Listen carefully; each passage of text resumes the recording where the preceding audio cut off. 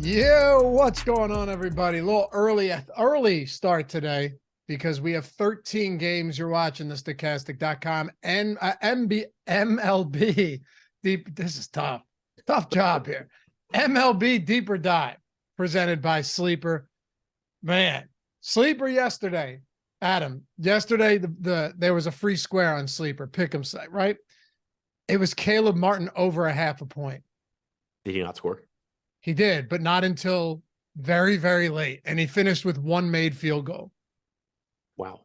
3 points. Yeah, I mean, I knew he had a bad game. I knew he only played like 25 minutes. I wasn't paying attention to Haywood Highsmith basically played the same minutes as Caleb Martin yesterday. Yeah, I think I saw like 23 for Highsmith, 25 for Martin. Yeah. And Highsmith was crushing at the end. He went nuclear. So, yeah, I saw the line was great. Caleb Martin, man. Could you imagine? Like the 16.5 points on him certainly seemed high as a prop, but over a half. And they're like, we're discounting this by 90. And it's not that Sleeper did. Like that should hit every time. And it did hit. Right. But like the fact that you're sweating a free square was a crazy night. Steven said, hey, Smith, a Highsmith optimal captain, right? Yeah.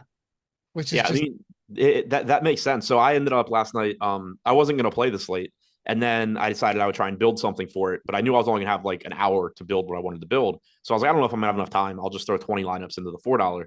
And I thought I got it built, and then it just starts spitting out a bunch of like punt captain lineups. And I realized that I had a mistake, and I didn't have time to fix it. So I just ended up playing my top 20 projected lineups, made like 20%. But obviously, Highsmith ended up being the optimal captain when the thing's just spitting out like play Highsmith at captain, play Christian Brown at captain. Oh, man. So scared to even go back and look at like what I would have played if I just hadn't realized that it was messing up. What had like just all Highsmith captain lineups? Because it was just like Jeff Green, Christian Brown, Highsmith, Love, like just all these cheap guys. Poor Cody Zeller, man. Just somebody posted too. It's like Cody Zeller wandered onto the court a while ago and security still hasn't noticed. It just didn't belong. Happy to have you guys with us. We got 13 games today. That's why we're kicking this off early. Hit that thumbs up if you're just walking in the door. You know the drill. Atone for your sins around here. Subscribe to the channel as well. Helps us, goes a long way for us, and we appreciate you for it in advance. All right. So here's what I want to do. I want to just do a quick layout, lay the foundation, and then dive right into these because we have so many games to touch on. A lot of good pitching today, not as much good hitting. But right now, if you're on DraftKings, you have 8 pitchers with double-digit ownership and 3 more getting 8+%. So there are certainly no shortage of pitching options today. What are you seeing on this slate with such a massive amount of games? Yeah, it's a really, really weird slate. It's kind of difficult to talk about. So for one, like you said, there's a lot of really good pitching. There's a lot of pitcher-friendly parks. There's not many hitter-friendly parks today. And also the weaker pitchers on the slate, the few like good hitting spots we have. So the weakest pitchers on the slate are facing really bad offenses. So that makes it weird. And then when you get there's Josiah Gray against the Phillies, Merrill Kelly against Atlanta. The Phillies and Atlanta, 2 of the highest implied run totals on the slate. Gray has made improvements this year. Kelly has made improvements this year. So even the spots that are great, projecting really well, there's reason to sort of be concerned about it because of changes the pitchers have made. So it's a really, really tough slate to like hitting. Well, let's get into it because this game right now has, and let me throw this out there. I know it's hot around you. The Northeast today, very, very hot in the Northeast. It's low 90s right now in the Northeast. I would assume just everywhere up around here is so hot as hell. It's only like 75 in Boston apparently, and 75. That's more north though, right? Well, yeah, yeah. So I guess my point is there's no games in the Mid-Atlantic. There's what? There's no games in the Mid-Atlantic, except for Washington. New York Mets. It's 75 in New York. Oh, I thought you just said Boston. Yeah, it's 75 in Boston, 75 in New York. Wow. Okay. DC says 93 right now. DC is the only like hot Mid-Atlantic game. Oh wow. Okay. I would have thought it would be definitely hotter in this Mets game. But yeah, I thought it might too, but and then the Orioles are in San Francisco. Okay. And the Cincinnati game was earlier, was starting earlier. It's not on the slate, I believe. Right. 90 degrees in Pittsburgh. Oh, okay. Yeah, that'll. But anyway, let's get into it. Philadelphia today. Man, 5.5 applied run total. This team, as a Philadelphia Phillies fan, just been absolute dog shit. But besides the point, going up against Josiah Gray, who hasn't been bad, but 5.5 run implied total, very hot in DC, 9-run total in the game. They're getting a lot more ownership than every other team. Let's actually start it off here, and then we'll get into pitching. Then we'll get into Zach Wheeler, because you already pointed out not a ton of great hitting today. This Philly spot clearly jumps off the page in a lot of areas. Minus 3% leverage score, though. What do you make of them today against Gray? Yeah, I think that they're clearly one of the best offenses. For one, you just have some really good hitters. You have Schwarber, Harper, in particular, Turner, Castellanos, Real Muto, Stott. Like, these are all solid bats. Harper, Schwarber, more than solid. But the weather's nice. It should play as one of the few good hitting environments on the slate when you factor in park and weather. So all of that's good. The ownership is coming in. Like you said, they are projected to be a bit over-owned. 8.5% chance of being the top stack, 11% ownership. If you look at the hitters individually, they're pretty popular across the board. 19% coming into Schwarber, 16 to Harper, 5 hitters getting 10+% ownership. You can look to Turner and Castellanos as good hitters that aren't getting as much ownership. So that's pretty nice. The thing that concerns me a little bit that I alluded to at the top of the show, throughout Josiah Gray's career, he's had really big power issues against lefties. From the start of his career through the end of last season, he had allowed a 310 actual ISO and a 276 expected ISO to left-handed hitters, a 363 expected WOBA to left-handed hitters. You compare it to righties, only a 165 expected ISO, 288 expected WOBA. So you'd have these really big splits. This year against left-handed hitters, a 138 expected ISO, 315 expected WOBA, still only a 144 expected ISO to righties, 324 expected WOBA. Now, obviously, it's a small sample. We're only a couple months into the season. But the thing that stands out is that against lefties now, he's throwing a cutter 27.5% of the time that has only allowed a 155 expected ISO and a 295 expected WOBA. That pitch did not exist for him prior to this year. So there is reason to think that he is legitimately improved against left-handed power, given that he now has a pitch that didn't exist, that he throws more frequently than any other pitch. So that is, I think, reason to be concerned. That said, it's still a good hitting environment. It's still really good hitters. You still have one of the highest run totals on the slate for Philadelphia. It's still a good spot. It's just, if this were 2022, I would like the spot a lot more. No, it's a great point. You know what else? His ground ball rate is up a ton. Yeah, it's weird. In general, like, his strikeout percentage is down this year. He's only striking out 19% of hitters, but he's giving up less power. And like you said, ground ball percentage is up. So not only do you have the new pitch that's limiting left-handed power, but you just sort of have a different approach in general from Gray. So do you think it's worth taking a stand and coming in significantly underweight on Philly today? Not necessarily, because you do still have things working in Philly's favor.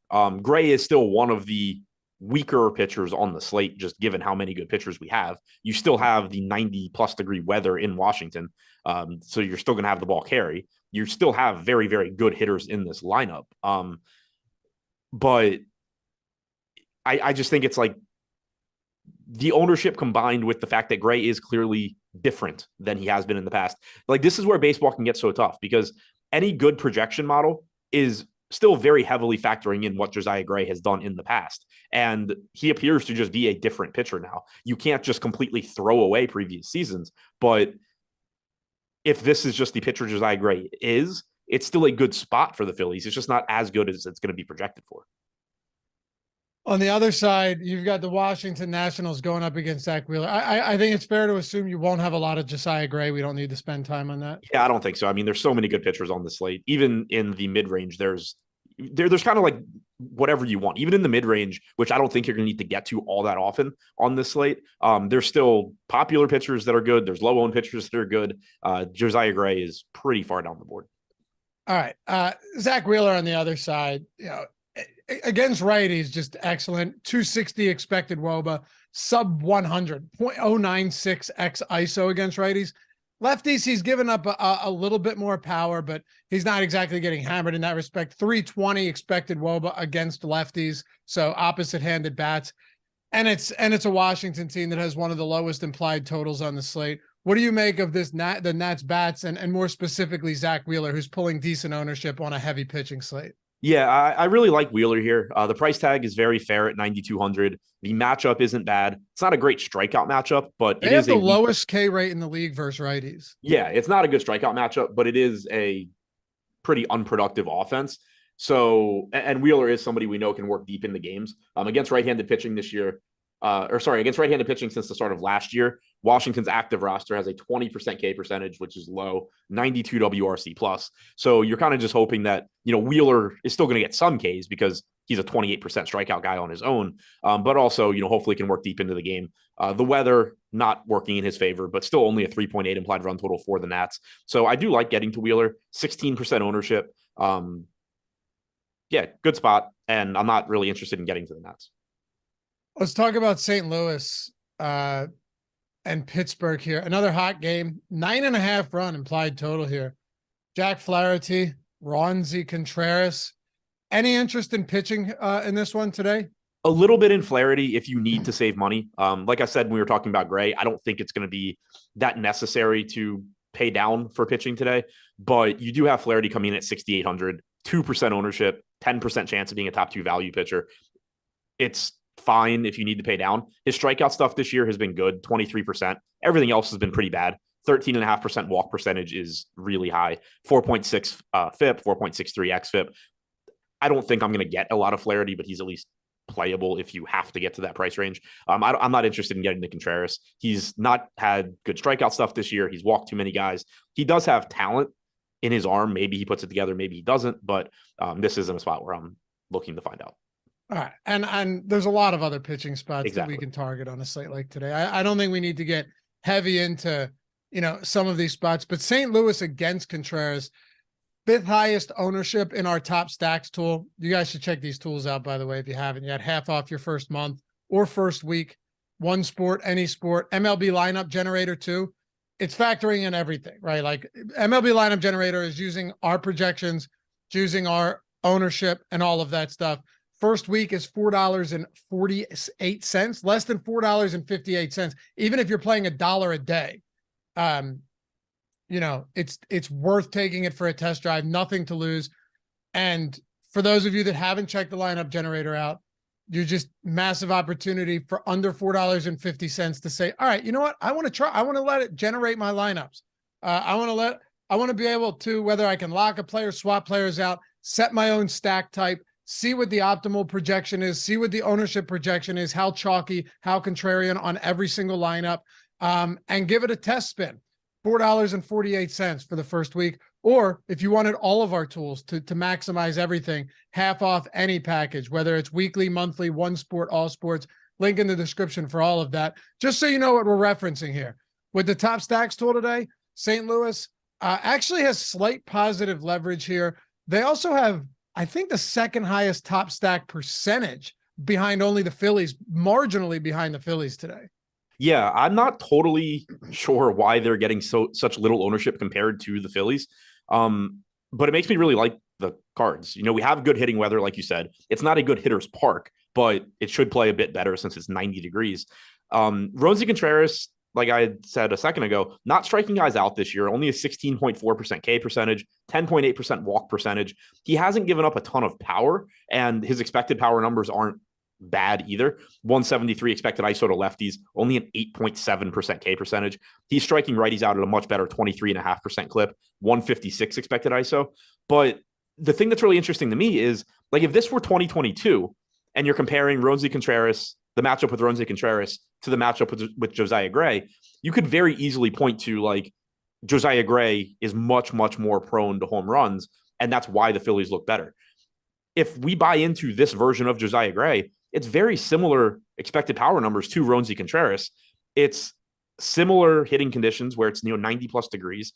It's similar offenses where you have very good hitters in the Cardinals lineup. They have a 108 WRC plus against right-handed pitching since the start of last year on their active roster. These seem like very similar spots to me, and one is just getting half the ownership of the other one for, as far as I can tell, no apparent reason. No, it's a great point. Listen, St. Louis essentially has the same implied run total as the Phillies today. You know, Contreras, he gives up a good amount of hard contact, a decent amount of fly balls. I'm with you. This is one of those spots where I definitely understand the fact that they have a positive leverage score and the Phillies don't. It doesn't mean the Phillies can't go out there and just smack Gray around, but yeah, significant discrepancy. They're basically half the ownership as well as Philly. Right. Which is, maybe that changes by lock. Maybe it doesn't change by lock and the field is sharp and just plays them an equal amount. But if it's going to be projected this way, I'm going to end up with a lot of the Cardinals. And again, it does run the risk of, if it's projected this way, anybody using this tool or similar tools is going to play more Cardinals than Phillies, and it could just balance out. We see that happen a lot in MLB, but still, that's not the worst case. It is a 13-game slate, so none of the ownership in terms of raw numbers is going to be particularly concerning. If these Cardinals hitters come in at, like right now, we're projecting Donovan to be 12% owned, everybody else sub 10. If Goldschmidt, instead of being 8%, ends up being 12%, I don't really care. Certainly would prefer he be 8% if I'm playing him, but I'm not overly concerned about it. It is just worth noting that the number doesn't make sense right now, and maybe the field figures it out, maybe they don't. But either way, I think the Cardinals look good. Any interest in Pirates bats today? Not a lot of home runs you're going to get given up from Jack Flaherty. Yeah, I mean, the Pirates are sort of interesting in your large field, top-heavy tournaments. But like you said, Flaherty hasn't given up a ton of power this year. 157 expected ISO to righties, 117 to lefties. His issues have more been with the walks and just putting extra guys on base, which isn't the most fantasy conducive thing to be stacking against. But Pittsburgh is coming in with a 3% chance of being the top stack. To put that in context, you have at the top, you have three teams, the Cardinals and Phillies being two of them, with top stack percentages north of 7%. Then you have three more teams between 5 and 6%. And then pretty much everybody is between 3 and 4.5% until you get down to like the bottom of the barrel teams. So a 3% top stack percentage on this slate is kind of just middle of the pack. They are relatively inexpensive. So in terms of stack score, they look a little bit better than their top stack percentage. I don't hate getting to them some in tournaments. I think it's more likely I'll probably use them as like mini stacks, 3-mans, get to some Jack Stawinski, Brian Reynolds, 2-man, something like that, than full stacking. But given the favorable weather and the fact that Flaherty has been not great this year, I don't mind getting to a little bit of Pittsburgh. All right. Well, you also do have a $2,100 shortstop leading off, so that's nice. Got to be popular, right? Probably not too much. Let me see. 14%. Okay. Yeah, as far as individual ownership on the Pirates goes, Marcano, $2,100, pulling 14%. Sawinski batting cleanup at 3,200, pulling 11%. 9% to a cheap Bay. Everybody else is 5% or below. 5% being Brian Reynolds, who is one of the best hitters on the team, if not the best. 14% up there, though. That's right now, I think the 6th highest owned player. But that makes sense, man. Right, it makes sense. It's a good value. Does it make sense in terms of, like, if you start comparing him to other shortstops, then sure. Like individually, like there's gonna be a lot of spots where it's like, oh, this shouldn't be a 3-to-1, 4-to-1 gap. But it makes sense to have a $2,100 shortstop on a team with a 4.4 implied run total get ownership. For sure. All right. So let's talk about Tampa Bay and Boston then today. And for those of you guys joining us late, maybe stopping in at the 5 o'clock point, welcome to as well. Hit that thumbs up too. I almost tried to do that too, but Jordan texted me. Yeah. It wouldn't have been your fault.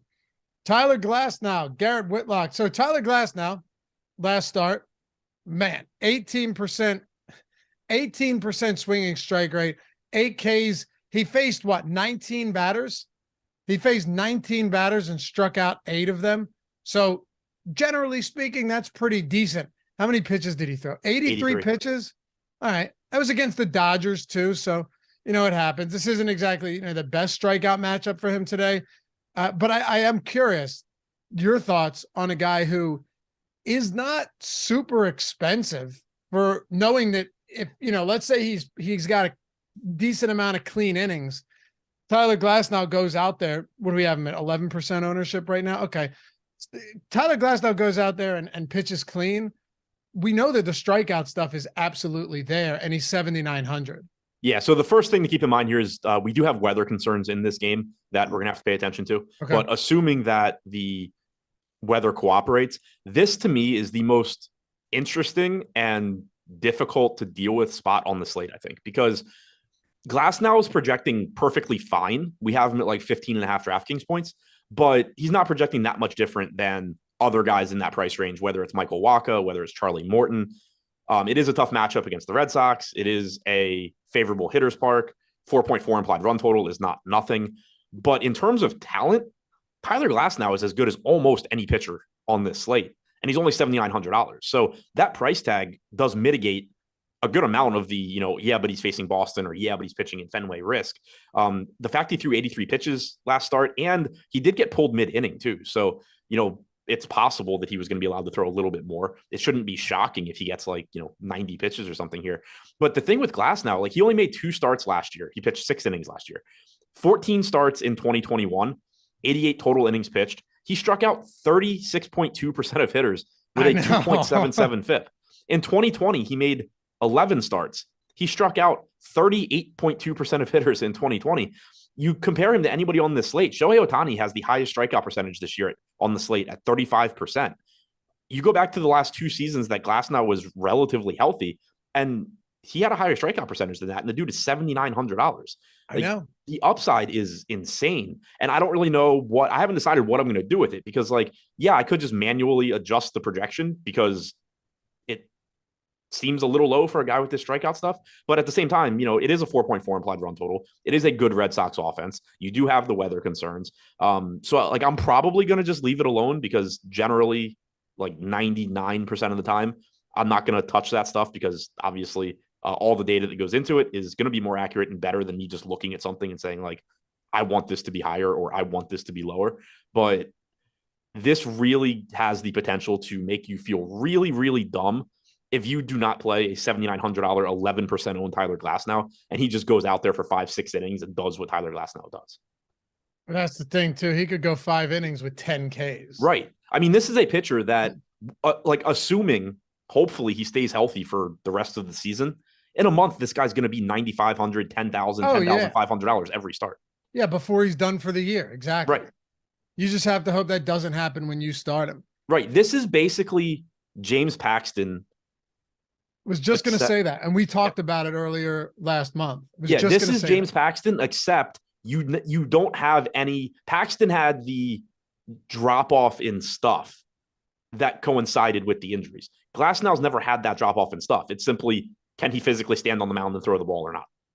Yeah, because when the answer is yes, he can. He's never not been elite. Exactly.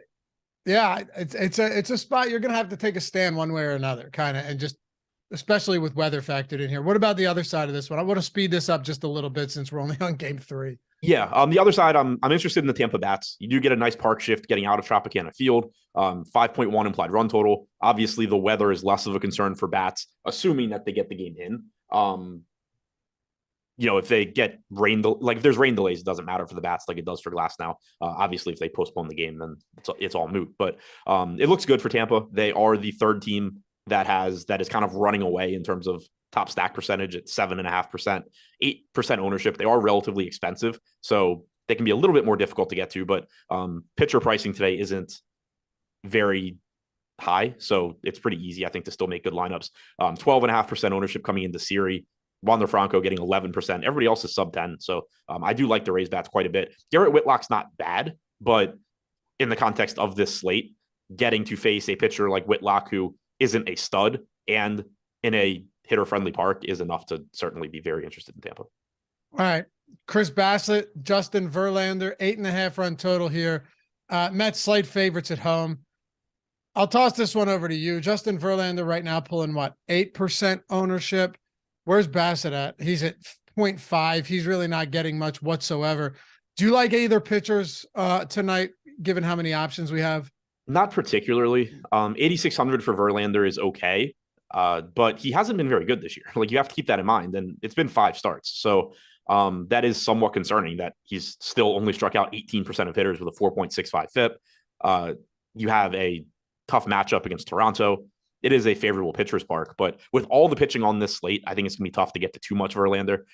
If he were pitching on any of the other slates we've had recently, he'd probably be like 30% owned at this price. But on this one, it's tough to get there. I think it's even more difficult to get the Bassett strikeout stuff, around 20.5, 21%, 4.79 xFIP, facing a left-handed heavy Mets lineup that, for one, is difficult to strike out. And for two, Bassett's had some issues with left-handed power. 388 expected WOBA, 234 expected ISO. This Mets lineup has 4 lefties in the top 5 with Nimmo, Lindor, McNeil, Beatty. The only righty in the top 5 is Pete Alonso, who obviously is a very difficult out as well. So I'm not interested in Bassett. I'm a little more interested in Verlander, but still think that I probably go elsewhere. Verlander's price at 8,600. That price range is really difficult. We're going to get to Bailey Ober later too, who runs into the same problem. The problem is that guys like Verlander and Ober are going to project similarly to Tyler Glasnow, Michael Wacha, Charlie Morton, John Gray, these guys that are less expensive. And then they don't project as well as the 9K tier, where you don't have to find that much more money. And suddenly you can play Luis Castillo, Zach Wheeler, Clayton Kershaw, that all look better. So it's a price tag that sort of just like puts you in no man's land. Yeah, with Verlander, I wouldn't care if he wasn't getting a lot of strikeouts if the other stuff wasn't a little concerning. I mean, his swinging strike rate is down a lot. All the contact rates are up. And it's not that surprising. The guy's been throwing how many innings since 2005? Right. And he also hasn't had extremely difficult matchups this year. So again, he's only made the 5 starts. One was against Tampa. Obviously, that's a brutal matchup. Cleveland is a bad offense, but they don't strike out a ton. He struck out 5, but he did go 8 innings, only give up 1 run. But first start of the season was at Detroit. Second start was at Cincy. He's faced the Rockies. Granted, that game was in Coors, but they suck everywhere. So it's, it's not like in his 5 starts, he's just faced, Tampa, the Dodgers, Tampa again, the Rangers, stuff like that. You can't explain all of the struggles by matchup. Brandon Wagner said, I really want to play Tampa stacks, but weather scares me. I mean, I'm always a little bit more willing to play stacks when it comes to a weather game than I am pitchers, because if it's delayed and it's not suspended, obviously, or postponed or whatever, then like in-game delay, then you're getting a bunch of relievers on the other side if it's long enough, but it's still a risk. Right. Yeah. It's a risk, but I'm definitely more concerned about the weather for my Glasnow interest than for my Tampa interest.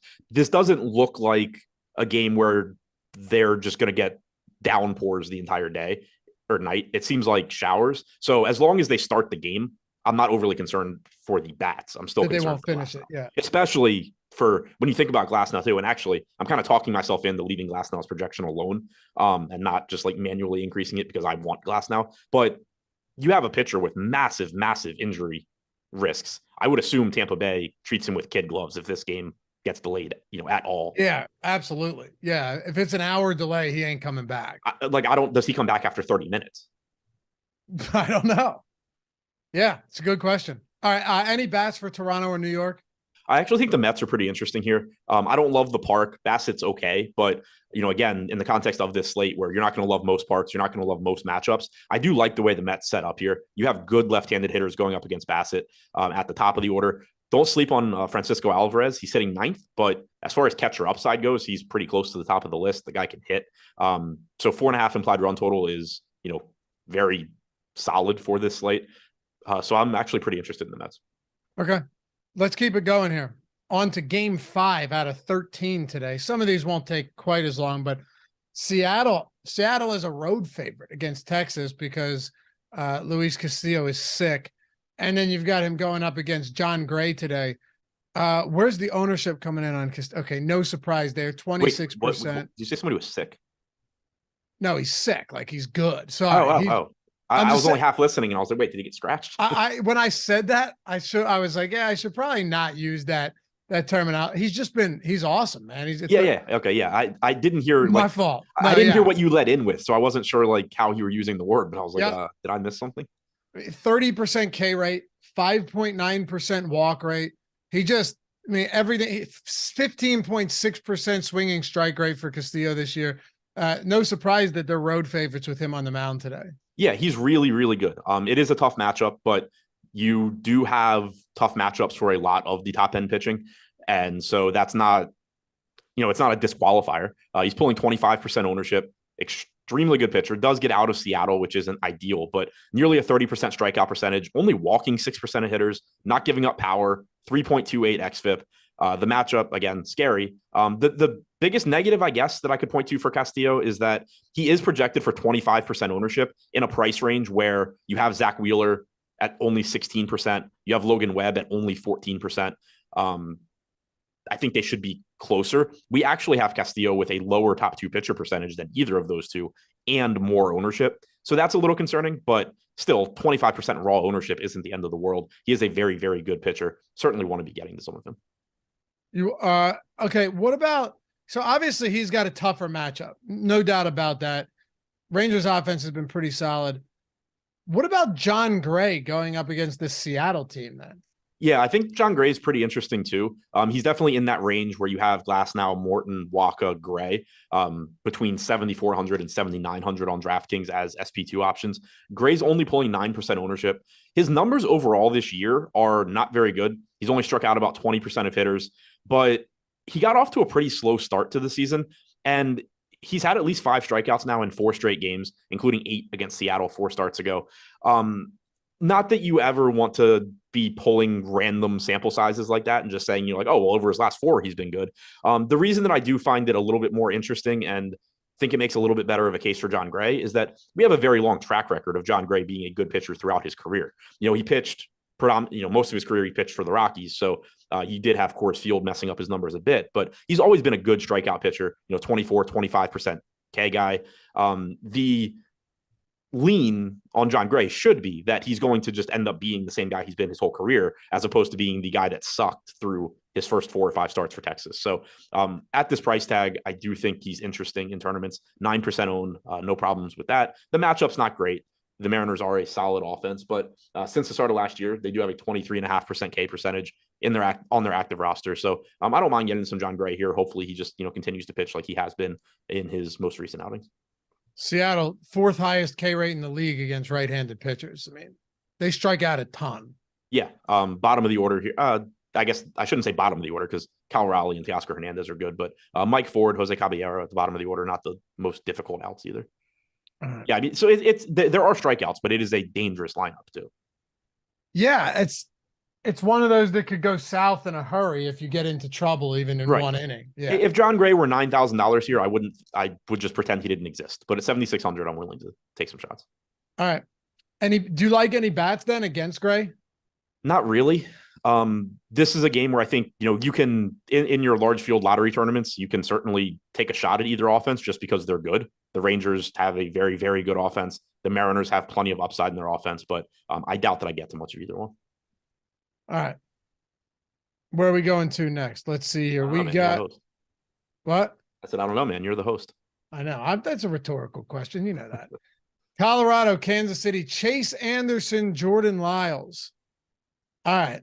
You talked about some great pitching on today's slate. I assume this is what you were referring to. Loading up on both of these guys? Yeah, just all the Jordan Lyles and Chase Anderson you can get. But no, this is what I was referring to when I said the only bad pitchers on the slate are also facing bad offenses. Yeah. So what do we do here? Do we look to get to these bats and just hope the pitchers fail? Yeah. I mean, I expect to get to the bats. Kansas City in particular, anybody that's watched this show for any period of time will not be surprised that I'm happy to get to the Royals. Eventually, when these prospects become good, it'll pay off for me. That might be like 2026, but I'm happy to go back to KC here. They do have a nearly 5 implied run total. It is like 80 something degrees in KC, so it's relatively warm. They're running a solid lineup out there. It's the same reasons I always like Kansas City from a stacking standpoint, roster construction standpoint. You have Bobby Witt Jr., who is one of the highest upside shortstops because of his power and stolen base upside. Salvador Perez, one of the highest upside catchers. Those are the only 2 expensive players in the lineup. Nick Prado is a top 100 prospect. Good hitting prospect, leading off for cheap with MPE. Vinny Pasquantino, very good hitting prospect, only 3,600. MJ Melendez has sucked this year. They made him stop catching so that he could focus on hitting. But as a result, he's only $3,300 still with a very good pedigree. Michael Massey hitting 7th is essentially free at second base. So it's a really easy team to get to value-wise. You cover some of your weaker positions, Massey at second base, Perez and Witt, catcher and shortstop.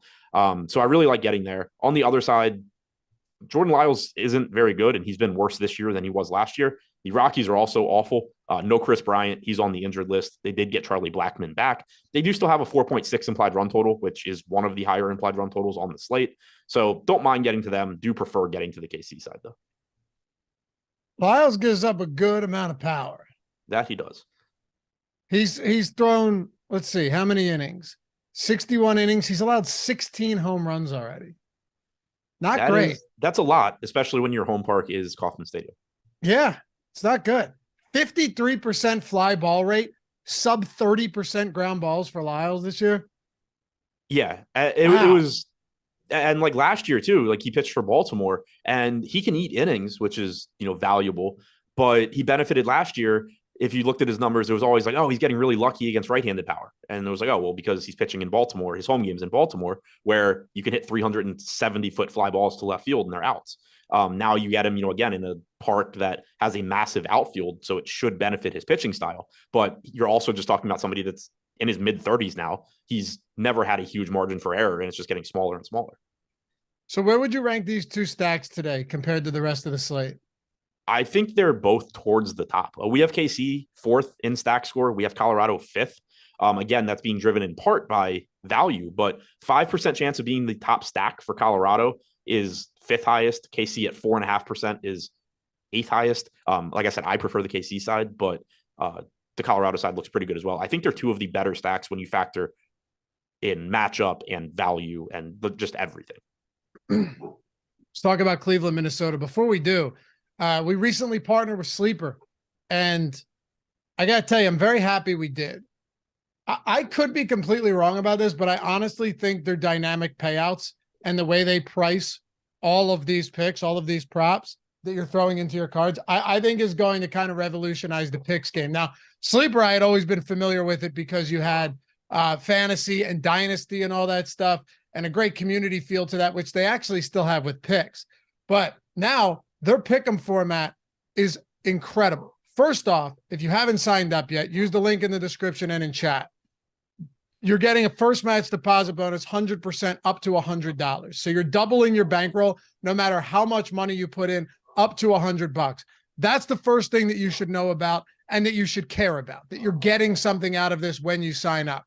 Second, though, if you go on to Sleep, even like, let's say, click the link, go check it out first before you deposit. Tell me what you think.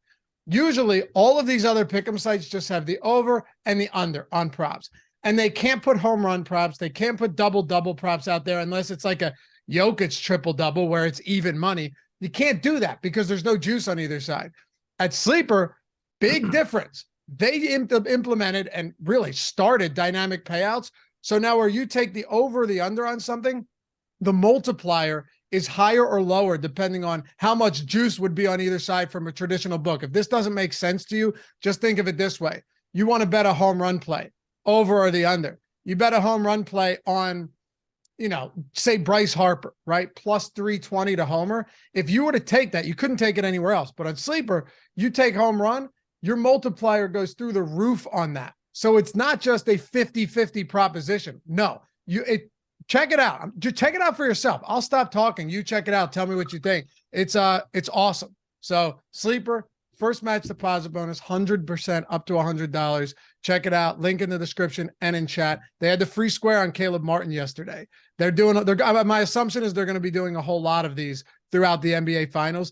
Get in while the getting's good. They have up to 100x payouts, which is more than any other pick'em site around. So let me know what you guys think. $20 minimum deposit, but first match 100% up to $100. All right, let's talk about Cleveland and Minnesota. The Cleveland Indians, Adam, Aaron Savali against Mike Clevenger. What's that? The Cleveland who? Oh, sorry. The Cleveland Redskins. No, the Cleveland Guardians. Savali and Bailey Ober. You had mentioned that we'd get to him in a moment. Minnesota slight favorites at home, 8-run total here. Either side of pitching that you really want to get to today?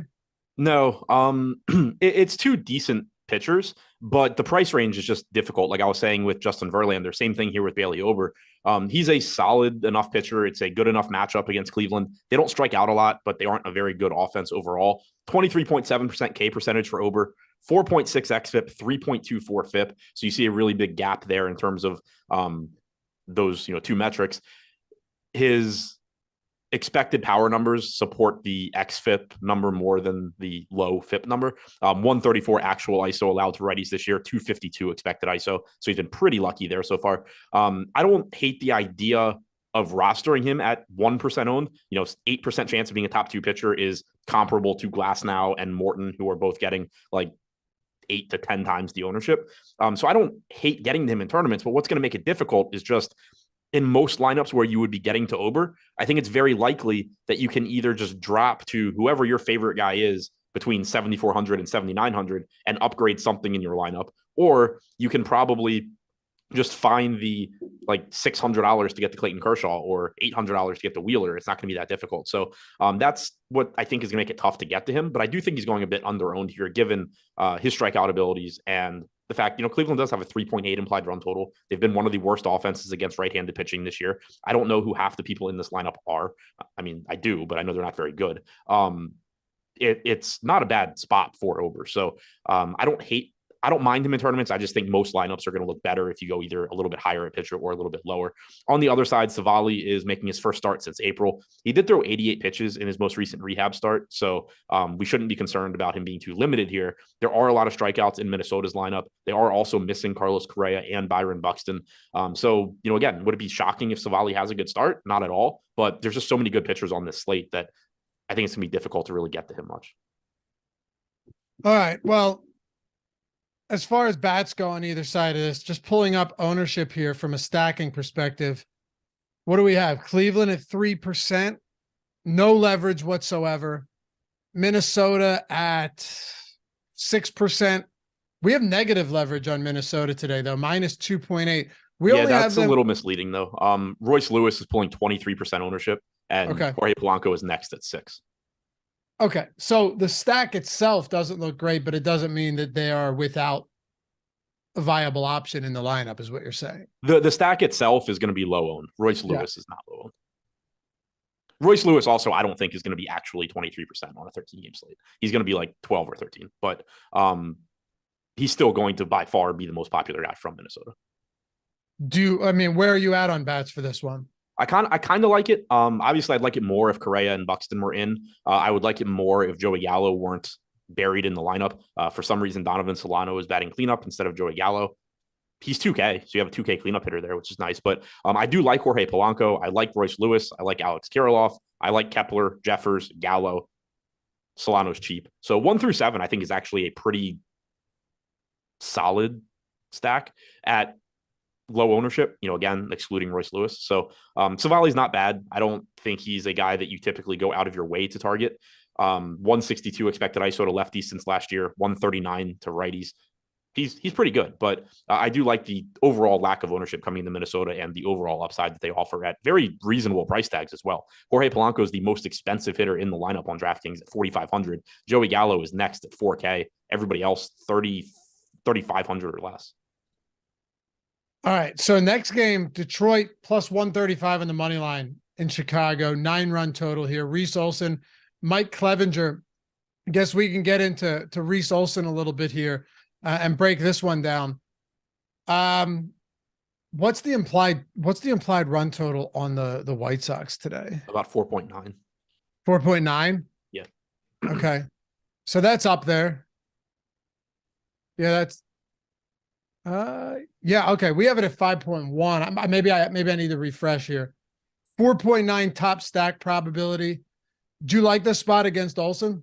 Yeah, making his major league debut, doesn't project to be anything special. Most of the projection systems on FanGraphs essentially range from like a 20 to 21.5% K percentage, a 4.2 to 4.75 FIP, and you do get a favorable hitter's park here as well, one of the few on the slate. So that's pretty nice.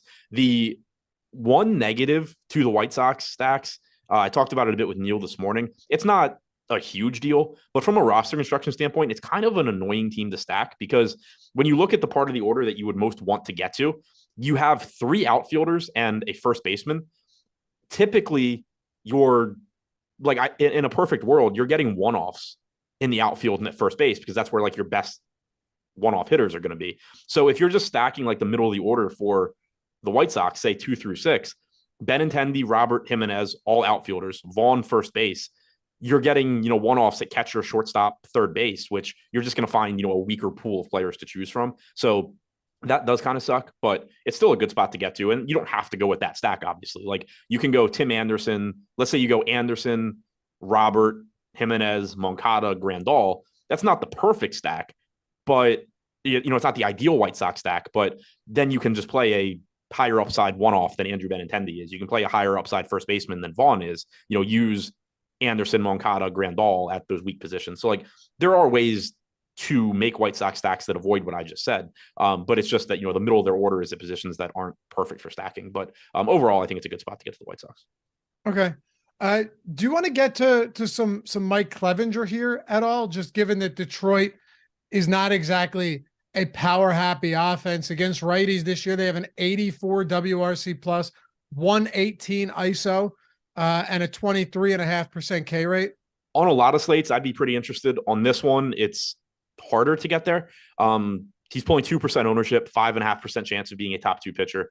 He's not very good. 19% K percentage, 5.6 xFIP this year. But the Tigers are really bad. And this version of the Tigers is even worse than usual because Riley Green's on the injured list. Kerry Carpenter's on the injured list. So there's not much that you have to be worried about for this Tigers team. 4.1 implied run total. I think there's a lot of slates where Clevinger would actually be a really good play. This one, it just becomes tough because with so many offenses playing, it's not difficult to find hitting value. And then you just have so many good pitchers on the slate that it's going to be tough to actually land on Clevinger. But if you're in if you built a lineup where you just need a pitcher in this range, I have no problem using Clevinger in that specific lineup. What about Detroit bats? Just the only reason I ask is because they currently, well, first of all, they're actually getting some ownership. But as far as you look at our top stacks tool where you have, the total, you have the top stack probability, ownership share, leverage, and the stack score. You also have the top value percentage. And yeah, they have not even close the highest value score. Now that's not always a good, that doesn't always mean that they're good. It just means a lot of them are inexpensive. But yeah, I mean, Riley Green's on the IR too, right? And he was their highest priced hitter by a decent amount. Any interest here?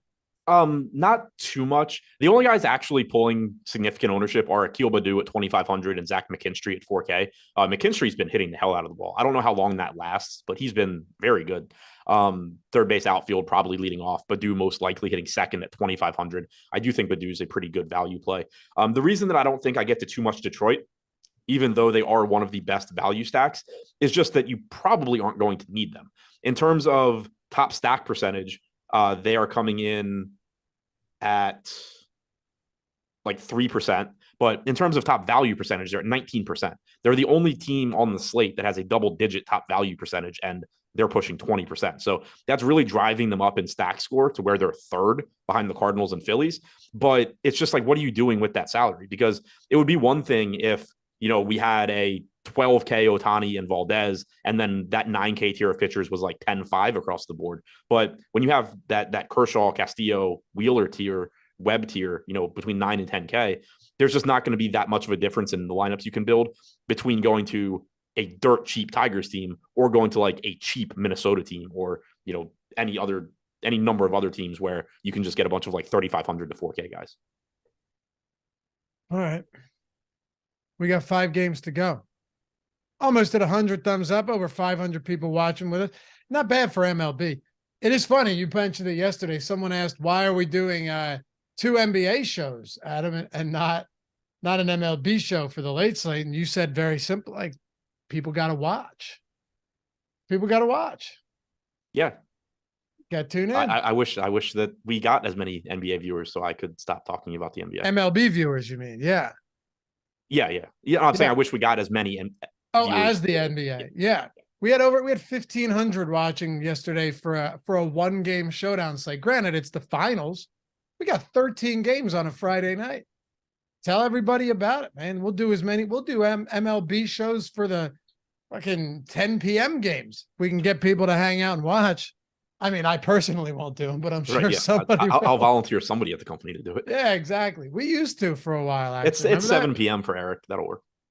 Good call. We used to do them. We used to do it for NBA. Spags was on a bunch of those. I vaguely remember that. I never did it.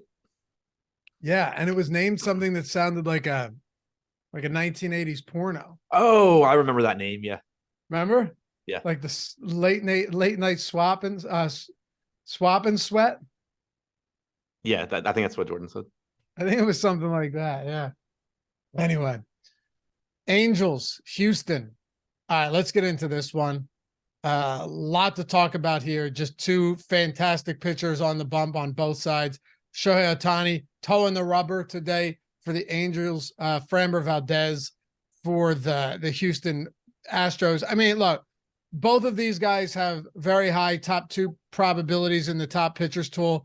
As far as ownership goes, Framber Valdez is definitely more expensive. I think a lot of that too is it's not like Ohtani has the greatest. He actually has a higher top two percentage than Framber Valdez, but he's also $600 more. What are your thoughts on the salaries for these guys, given their respective matchups, but also the fact that there is a lot of other good pitching on this slate that isn't in the 10K range? Yeah, I don't have a problem with the salaries themselves. Like Ohtani fully deserves this salary. So does Framber Valdez. You could certainly argue that they could be even more expensive. The reason they're not getting a little bit more ownership is just that you do have that tier below them where you can save $1,000 and still get very, very good pitchers. But these are clearly the two best pitchers on the slate in terms of projection, top two percentage, most likely to succeed. Not ideal matchups, especially for Ohtani, but 35% K percentage for Ohtani. I mentioned it earlier. The next highest on the slate is Castillo at about 30%. So, Glass now, but he's his own thing. Ohtani strikeout stuff is just the best on the slate. Valdez is extremely good. He's always been very good at getting ground balls. He works deep in the games. He's always been good enough at getting strikeouts, but this year you've seen an uptick in his strikeout percentage as well. He's striking out nearly 27% of hitters, only walking 5%. 2.66 xFIP is the best on the slate. He's incredibly good.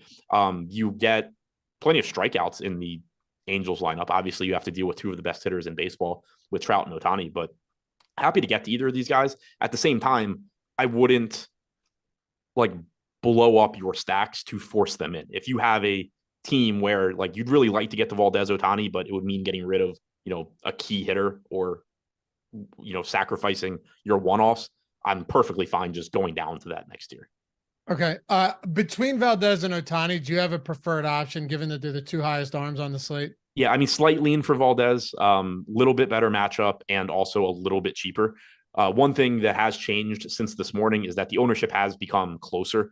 This morning, you were getting something like almost double the ownership going to Valdez, which I thought made Ohtani look really interesting. Now you're up to 20% on Ohtani, down to 27 on Valdez. That split makes a lot more sense given that Valdez is a little bit cheaper. All right. And last question here, just given the platoon advantage on the other side, not to say that this is a good matchup at all, but do you have any interest in Mike Trout? He's super expensive, zero ownership today, but he's Mike Trout. Yeah, I mean, I always have some I'm never mad when Mike Trout shows up in a lineup, but there's so many outfield plays too. I don't plan on really getting the Trout. Yeah, it's pretty tough. Any interest in any other bats really from this game? No. It's not that you really would want to stack the Angels anyway, but you can't roster Ohtani as a hitter, so that makes it worse. The Astros are a high upside offense, but I mean, Ohtani's allowed a sub 100 expected ISO to righties this year with a 36.5% K percentage. Lefties striking out 1/3 of the time with a 141 expected ISO. Unless you're just saying it's the Astros, I like the names in this lineup, and they're not getting any ownership, which isn't a crazy approach. There's no justification for getting to them. All right, let's keep going. We got live before. Who's on live before lock, Jordan? Greg and Neil taking you all the way up till first pitch. Jameson Taillon gone for the Cubs, and Michael Wacha on the other side of this one. Wacha's pretty popular today, as a matter of fact. He's getting 1, 2, 3, 4, seventh highest ownership today. 15% 7.6% top two probability as far as pitchers go on this slate. What do you want to do with somebody like him? I don't think we'll spend a lot of time talking about rostering Tyon. So let's start with Waka. Yeah, I think Waka is a perfectly good play. He's an average pitcher. He's facing an average offense. He's inexpensive at 7,400. The question I have is why he's getting so much more ownership. Like, why is he commanding the most ownership in this range of pitchers? Is it just because he's a few $100s less than the rest of them? Because otherwise, I don't really get it. He's getting 18% ownership. You compare that to Glass now at 11 or 12%, Morton at 10%, John Gray at 9%. I think this should just kind of be closer. Michael Wacha is about a 21.5% strikeout percentage guy. That's lower than everyone I just named this season, except for John Gray. And I already talked about why I think Gray's strikeout percentage comes up. 4.5 xFIP. The matchup is fine. It's not like he's facing the A's or something, though. So I think he's a good play. I just am not convinced that I think he's kind of just like the same as Morton and Gray. From a projection standpoint, I think he's pretty similar to Glasnow. Also, from a ceiling standpoint, Glasnow is in his own tier. But yeah, I think he's a good play. I don't think he should necessarily be the most popular guy in this group. You're right, though. First of all, he can eat up a decent amount of innings. He's gone 6+ frames in five straight starts now. But at the same time, and he doesn't give up a lot of power, so that's good. But he's only striking batters out at 21%. I mean, he's essentially a league average strikeout pitcher. Yeah, he's also run pretty good in terms of power this year. His xFIP is like a full run higher than his FIP. 4.53. Yeah, and so looking at expected ISO, 180 to righties with a 167 actual ISO. Lefties have a 146 actual ISO, 189 expected. So I kind of tend to lean towards the xFIP number where he's probably been getting pretty lucky on his fly balls. Yeah, it's possible. No, look, you make good points. We see that a lot where, a lot of ownership will kind of just gravitate to a single play. And yeah, we know the Glasnow thing with the weather and injuries and second start and all that stuff. But there's really, and you've mentioned this multiple times throughout the show, there really is no shortage of pitching options in that 7K range, like in that similar range. Right. And also, I mean, if you want to kind of nitpick Waka a little bit, throughout his career, he's typically struggled a little bit more with right-handed power. And this year, 25% strikeout percentage to lefties, only 18.5% to righties. We don't have the Cubs lineup yet, as far as I can tell, but it's likely to be balanced, but probably 4 righties in the top 6. So it skews a little bit in terms of at-bats towards right-handed hitters, which isn't ideal for Waka's strikeout projection. Again, the only reason I'm highlighting so many negatives is because he is apparently the guy that everybody wants to go to in this range. I think he's a good play. I just don't really get why he's like the play. Toga asks, would you do a full game stack on a 13-game slate? If it happens, sure. It's never something that I do intentionally. But you're also not going to just pull it out of, you're not going to not play it either. Right. Yeah. There's no reason not to. I'm not setting it up to force it in.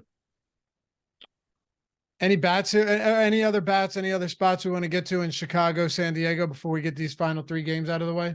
I think the Padres look pretty good. Jameson Taillon's not been very good this year.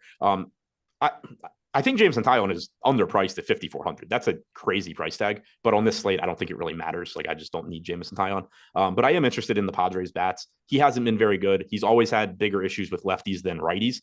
So it's a nice spot for Cronenworth, Soto, Carpenter.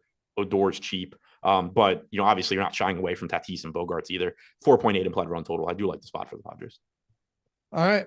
Hey, let's talk about Atlanta and Arizona. Merrill Kelly, no ownership on a spot like this. And again, this just speaks to the slate for sure, because it's not like Merrill Kelly's been terrible, but you're going up, you're in Arizona going up against this Atlanta Braves offense. Kelly has a 27.5% K rate on the season. He's been solid. He's only giving up 0.7 home runs per 9, 370 xFIP. These are really good numbers, but 2% ownership today.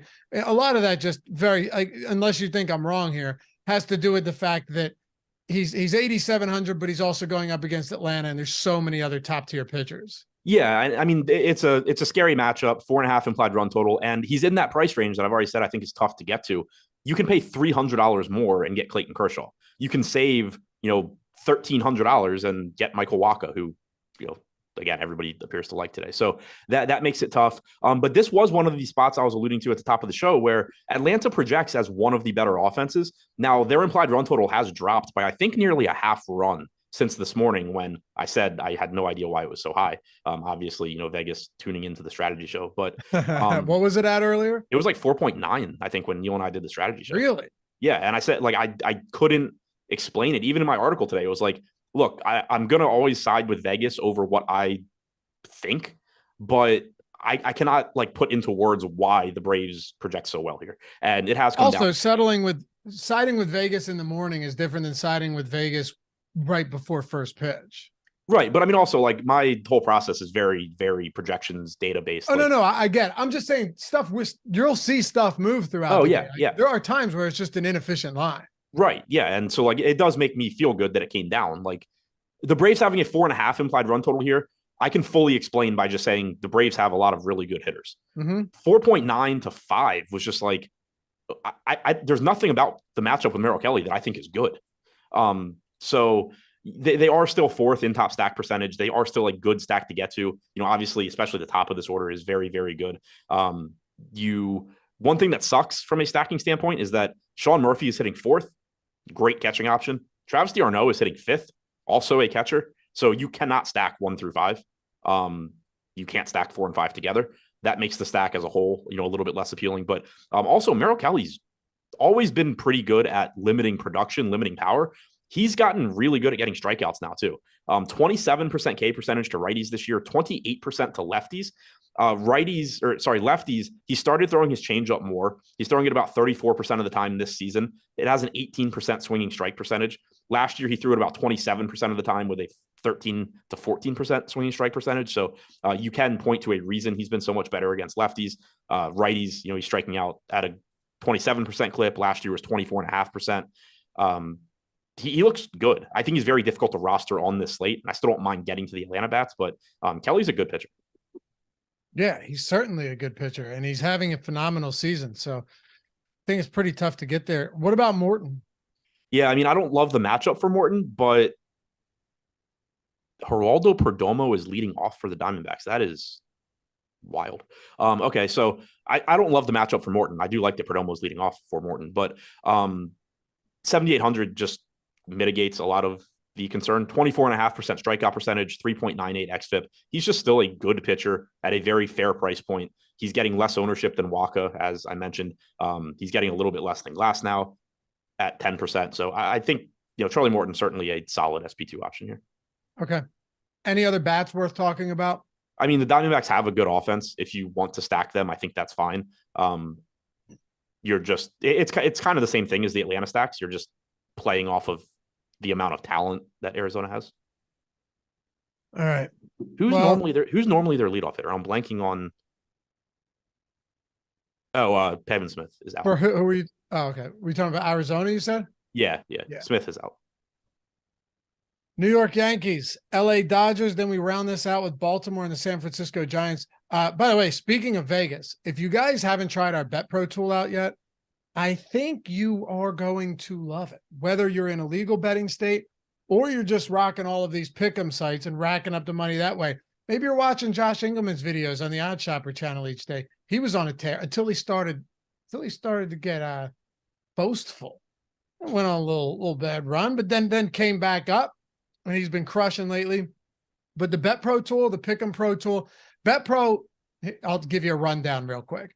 Bet Pro is if you're in like a legal betting state like me, you're getting all of the top bets for NBA, for MLB, all of them, right? You're getting the EV on them. You're getting the expected win percentage on those. You're getting the recommended bet percentage, everything across the board. And it's giving you each bet by the book. So whichever book has the best line, you're getting that. We've had people crushing with it. I shouted out our boy Hutch Boy yesterday. I'll do the same thing again today because I'm proud of him. And I love to see that he's over there on our chalkboard making a ton of money using these very tools that we're talking about right now. He said his DMs blew up yesterday when I mentioned it. They should, man. He came up in a huge way with $3,000 in the month of May, up $3,000 for betting for a dude that was whose unit size, and he mentioned it the other day, betting unit size was less than $50. That's for you, Adam. $3,000 profit grinding out these props every single day is massive. Sustainable winning too. If you want to get in, Bet Pro or Pick'em Pro, 50% off the entirety of the month. Huge discount on both of them. You can come join our chalkboard, which is free. Sign up, come join our chalkboard, whether you check out Bet Pro or not. All the picks in there, all the conversation, all 2,200 people in there. Everything is free. We have a great time. It's an amazing community of like-minded people who like to sweat bets and like to sweat pick'em plays. Pick'em Pro is cheaper than Bet Pro because it's only the pick'em sites, right? All the ones we've talked about. For those of you in non-legal betting states looking to scratch that itch. Bet Pro has all the pick'em sites and all of the traditional sportsbooks, DraftKings, FanDuel, Caesar, BetMGM, everything. So if you want to get in on that and you love betting as much as we do, Bet Pro 50% off the first month, linked in the description and in chat. And if you're in non-legal states, Prize Picks or playing Prize Picks, Sleeper, all those others, and you're looking to get in on that for Pick'em Pro is also in the description. So check them out. Come join our chalkboard and make sure to say hello. You'll be welcomed with open arms. All right. Let's go to the final two games here. New York Yankees, LA Dodgers, and then Baltimore and San Francisco. What do you want to do on this Yankees game?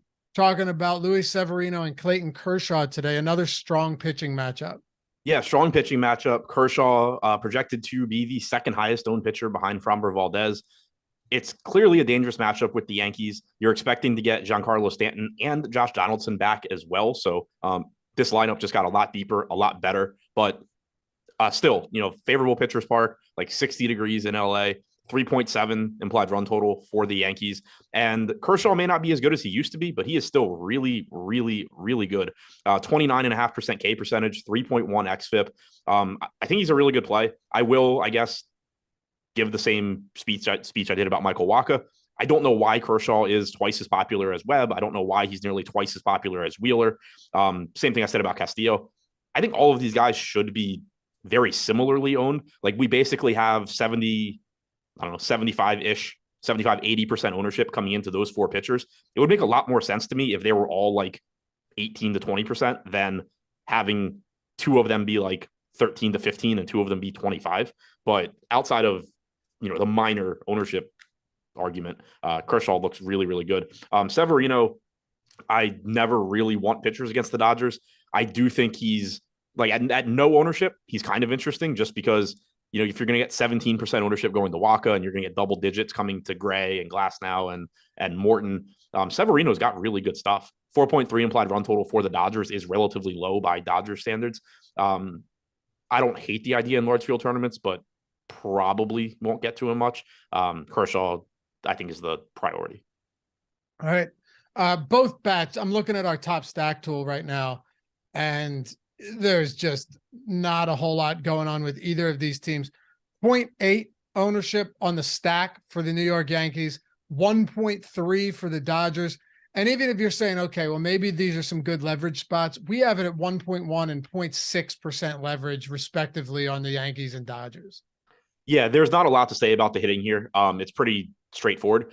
Anytime you can roster Dodgers or Yankees hitters at like literally no ownership, you're not wrong if you do it because they're just such good offenses. But there's not any sort of case where like you can say, oh yeah, I like the Yankees against Kershaw or I like the Dodgers against Severino. Obviously, you can make a little bit easier case for the Dodgers because Severino's not as good as Kershaw. But yeah, it's just a straight ownership versus how good the offenses play if you go to the bats here. All right. And we round it out here. Greg Ehrenberg, Neil Orfield coming up after this. Don't go anywhere. But be sure to just stick around for this Stochastic Hall of Fame induction ceremony in between these. Hopefully you guys are rocking the avatar. As an aside, we just got the Padres lineup and Manny Machado's back. So lineup looks even better than it had been. And you already like them, yeah? Yep. Right now, man, make sure you're rocking that app. Stochastic.com/avatar. Get it up there. You can be like our boy Mood77. Finally made it into the Hall of Fame, been watching the deeper dive for a while and learning baseball. Thanks to Josh and Adam for the advice. Took down first and fourth in the FanDuel Beanball and won over $1,000 on a $2 entry. That's awesome. Yeah, that's pretty sweet. But it also means that the dude played $2 and just got $120 value stochastic plus platinum subscription because he had the avatar. Finish top 3 in a field of 5,000 or more, baby. That's it. Tweet your wins as stochastic HOF, but make sure you got the avatar. Don't be that guy. Don't be that guy that's like, well, I got to Photoshop it in now, and then it's really op. Jordan and I come across that shit all the time. It's like a terrible Photoshop job of the avatar in there, and you can tell that it's fake. Like, no, I haven't. Don't put yourself through that type of trouble. Don't turn yourself into a charlatan. Just download it and use it wherever it is you play. All right. Dean Kramer, Logan Webb. Logan Webb, man, heck of a year for this fella. You want to get to him today? Yeah. I like him quite a bit. He's another pitcher that's been really good throughout his career at limiting runs. And then now he's put together better strikeout stuff as well. Striking out 27% of hitters, only walking 5%, 2.84 xFIP. We know the Orioles are a dangerous offense, but pitcher-friendly park, no Cedric Mullins because he's injured. Relatively weak Orioles lineup. You know, Frazier's been hitting well. Don't know if that'll continue. Rutschman, Santander, Hayes, Henderson, all good. Henderson, has been striking out a lot this year, though. Aaron Hicks maybe figures it out with the Orioles, but he's been awful for the Yankees this year. Ryan O'Hearn has hit well at AAA, and it certainly has some power, but there's strikeouts there. Mateo, we know, will strike out a lot. So 3.6 implied run total. I said it before, I don't totally understand why Webb is getting half the ownership of somebody like Kershaw. I think that Kershaw is a very good play, but I think Webb's a very good play as well. So I do like him. I think he's just another one of those 9 to 10K guys that looks really good. Okay. What about Dean Kramer? Pretty tough to get there. I think he's an okay pitcher, but just not somebody you really need on the slate. Any bats to wrap this one up? I think the Giants are okay. Kramer has gotten pretty lucky in terms of limiting power this year. Expected ISO to both sides of the plate is much higher than his actual ISO. I don't know that changes in San Francisco. Might have to wait till you get to a park where you can actually hit home runs. But the Giants do still have a 4.4 implied run total here. So I do like getting to them a bit. They are cheap also. The most expensive hitter on DraftKings in the Giants lineup is JD Davis, batting second at $3,900. Follow Adam at Ship My Money, DFS me, Alafi_D. Shout out to Jordan Klein for producing this one. Greg and Neil coming up next. Not bad timing today, man. 13 up, 13 down. All right. Hey, thanks, guys, for hanging out as always. Appreciate you. Have a great weekend. Win something tonight and then tweet us at Stochastic HOF. You know the drill. Do the bragging for you. What are you laughing at, Jordan? Oh, yeah, just stone face. He's thinking about a nice I was reading chat. Nice cold high noon at the bar after this. All right, we'll see you guys. Have a great weekend. Peace.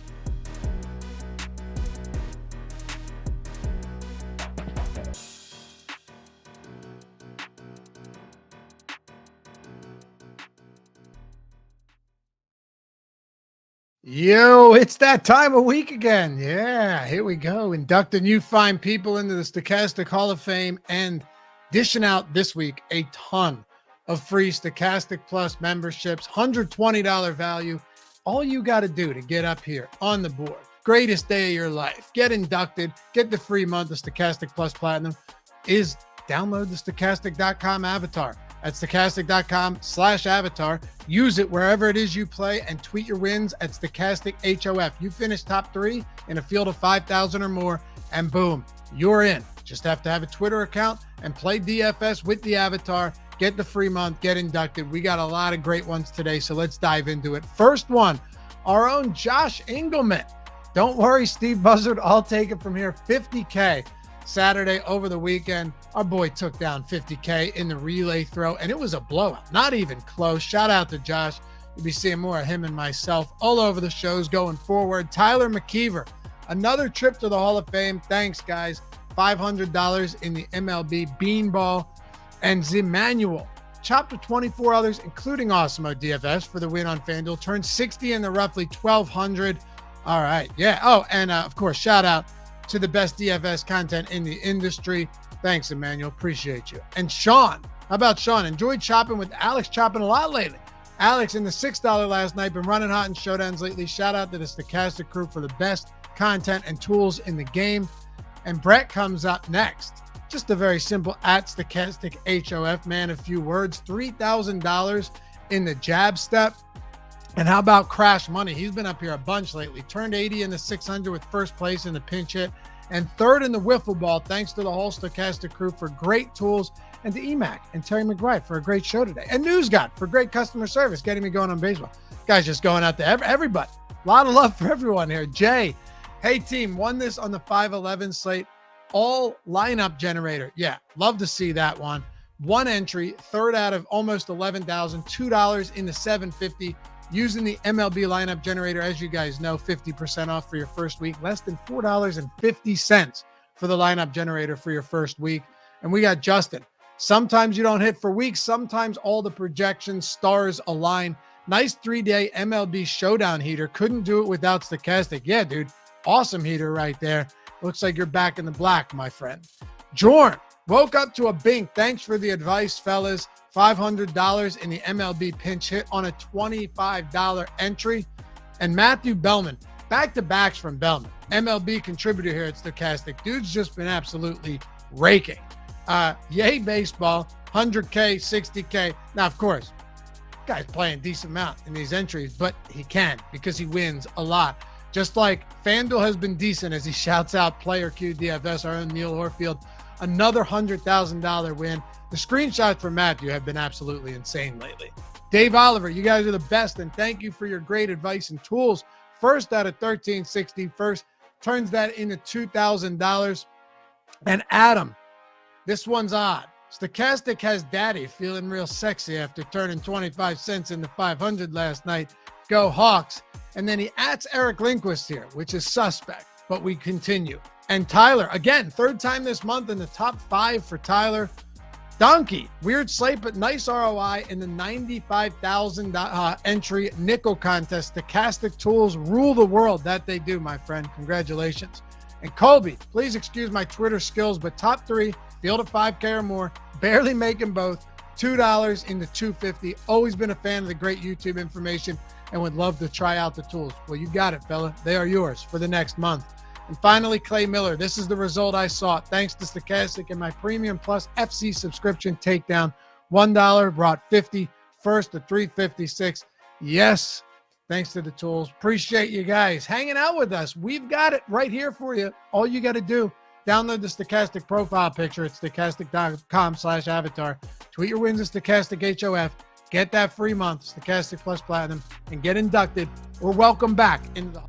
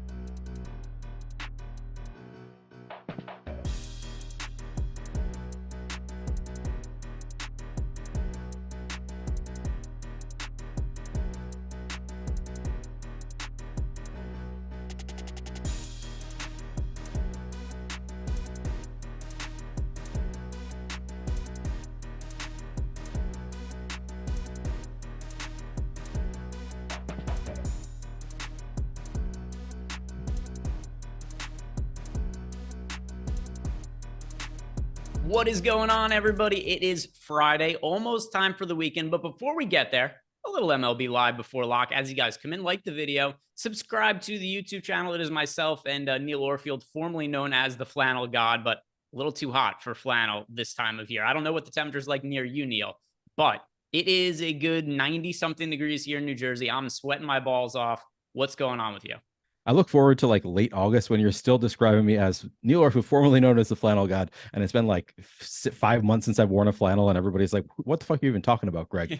Yeah, it is very hot. I'm sweating as I sit here. So the other part of it too is because there's ultimately going to probably be, a lot of a different baseball audience than like football and basketball. So yeah, there's definitely going to be people who have no clue what the hell I'm talking about. And guess what? I don't care.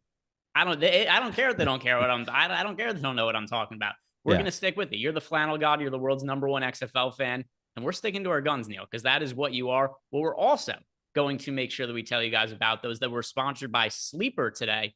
And Sleeper, did you see the free square last night that Sleeper had, by the way? Was it Caleb Martin over points? It was Caleb Martin, and boy, was that a sweat. Boy, was that a sweat. I saw a reference to that.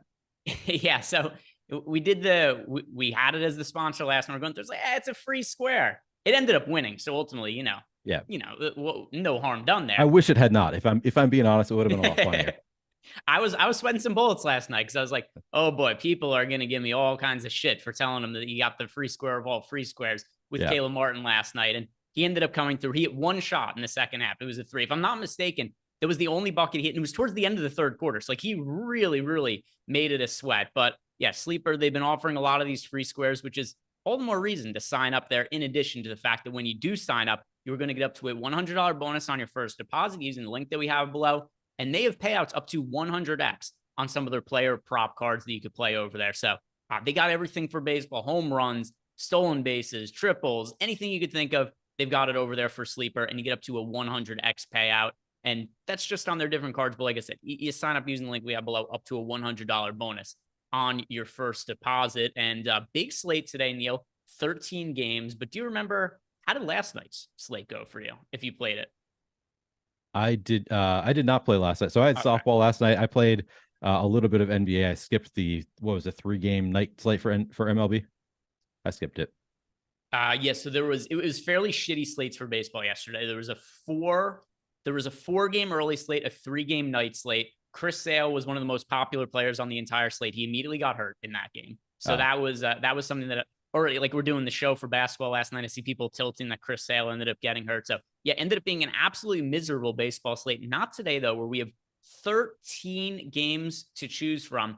So I'm wondering, Neil, how are you going to be approaching the 13-game slate? Like, do you find it tricky on slates this size to narrow down your player pool? And the reason I ask is just, we're still kind of at the startish of baseball season in terms of people coming over from NBA to MLB. So even though it's something I've asked you on some recent shows, I don't assume that everybody here has watched all these shows we've done together. So how much different will a 13-game slate look for you as compared to like a 3-game slate that we saw yesterday or some other smaller slates?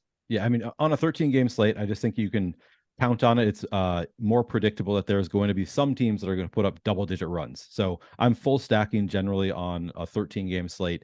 On a 4-game slate, I might be like, my primary stack might be just four bats for my primary stack, because I think on shorter slates, maybe there won't be any teams that can support that many players who actually put up big scores.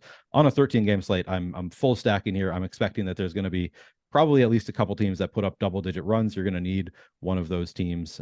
So the biggest thing I'm doing on a slate of this size is just really full stacking and being a little bit more careful with my selection of teams, I guess. Like I'm not going to be using every team clearly on the slate. I'm going to be choosing certain teams that I want to target, and only choosing stacks that have those teams, the teams that have pretty good odds of being the top stack. And also generally I'm picking stacks that have positive leverage, or not occasionally I'll take a negative leverage stack if the odds of being a top stack are good enough and I want to mitigate some risk. But generally I'm looking for stacks that have some positive leverage, and I'm full stacking.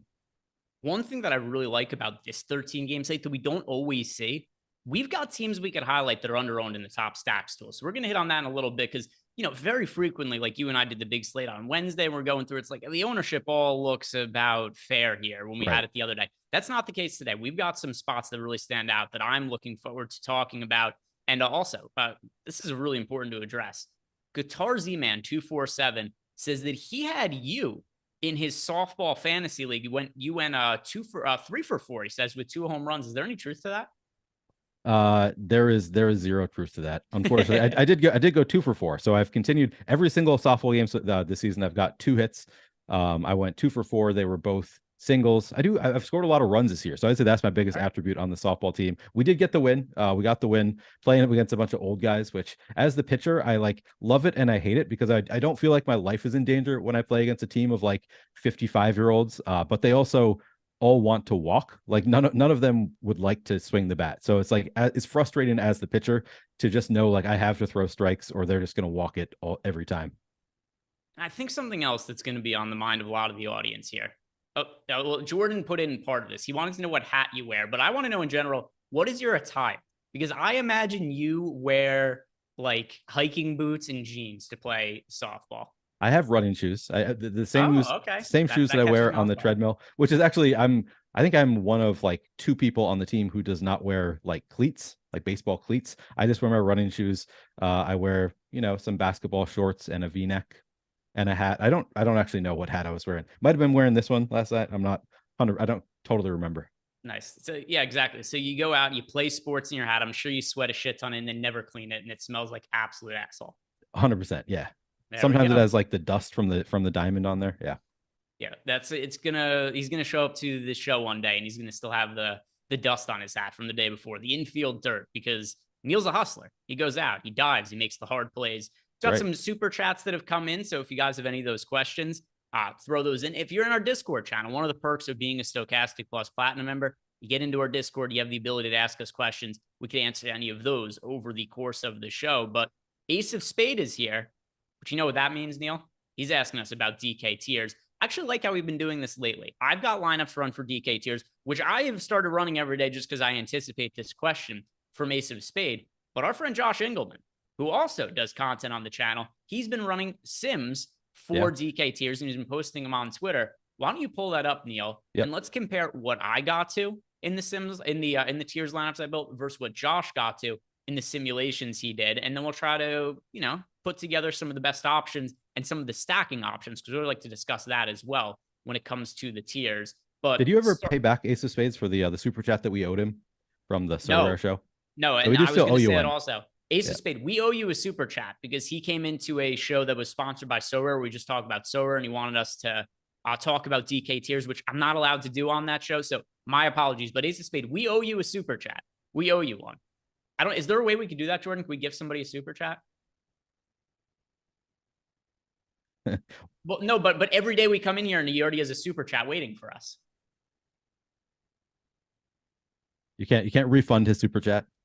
All right. Well, just sometime reach out to us and just don't give a super chat. Just say, hey, remember to do tiers. We'll do it. Yeah. So $2, Ace of Spade. I mean, message me on Twitter and I could PayPal you the money, or that's good for 3 blowjobs from Eric Lindquist. There's a lot that $2 could get you. I would definitely like to pay you back in some way, or just come into the show on one day next week and just say, hey, DK tiers, you owe me one. And then we'll definitely hit you on that and just answer the question for free. But anyway, DK tiers, tier 1 for me. I've got Bryce Harper well above the rest of the field here. Who does Josh have in tier 1? Tier 1, he's also got Bryce Harper by like double the next player. Yeah, that's where I'm at too. It's he got Mike Trout, Corey Seager, Marcus Semien there, and it's just Harper by a long shot there. What does he have in tier 2? Tier 2, where we don't have anybody who really correlates with tier 1, but a bunch of big names. He's got Paul Goldschmidt edging out Randy Arozarena. Same. I go with Paul Goldschmidt, which, not to spoil this too much, but before I was talking about stacks I like that are popping up as being under-owned in the top stacks tool, the Cardinals are one of them. So it makes sense that I'm going to like Paul Goldschmidt as well in tier 2. Tier 3. What was standing out for Josh in tier 3?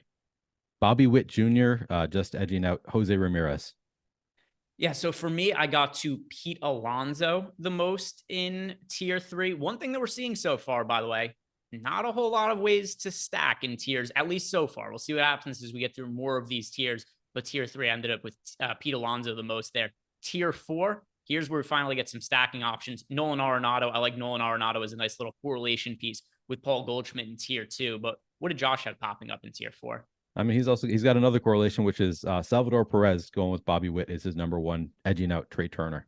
Yeah, so there's a couple of ways that you could correlate tier 4. In tier 1, we have Bryce Harper, so you could go with Trey Turner in tier 4. You could also go with Salvador Perez, like you said, Bobby Witt there. But I'm on the Cardinals today. I like getting Nolan Arenado combined with Paul Goldschmidt. Tier 5, though. What is standing out there? Big tier, lots of options. Yeah, so it's pretty flat here, but the top option here is Bo Bichette, followed by Francisco Lindor. So I also have it being very flat. And here's a couple of ways I like to go. If you have Pete Alonso in tier 3, I think it makes sense to go with Francisco Lindor in tier 5. If you already have Nolan Arenado and Paul Goldschmidt, I like going Wilson Contreras in tier 5. So a couple ways you could get extra stacks there, correlate a little bit more. Same way I feel in tier 6. Tier 6, we've got Nolan Gorman as an option. I love that we're able to make a 4-man Cardinal stack. It's my favorite stack of the day. What does Josh have in tier 6? He's got Gorman second behind Kyle Schwarber. And by the way, another one there where before we talked about Bryce Harper in tier 1, if you want to go with Trey Turner in tier 4, you could go with Kyle Schwarber in tier 6, and you're getting some correlation there. So some interesting ways to go about tiers.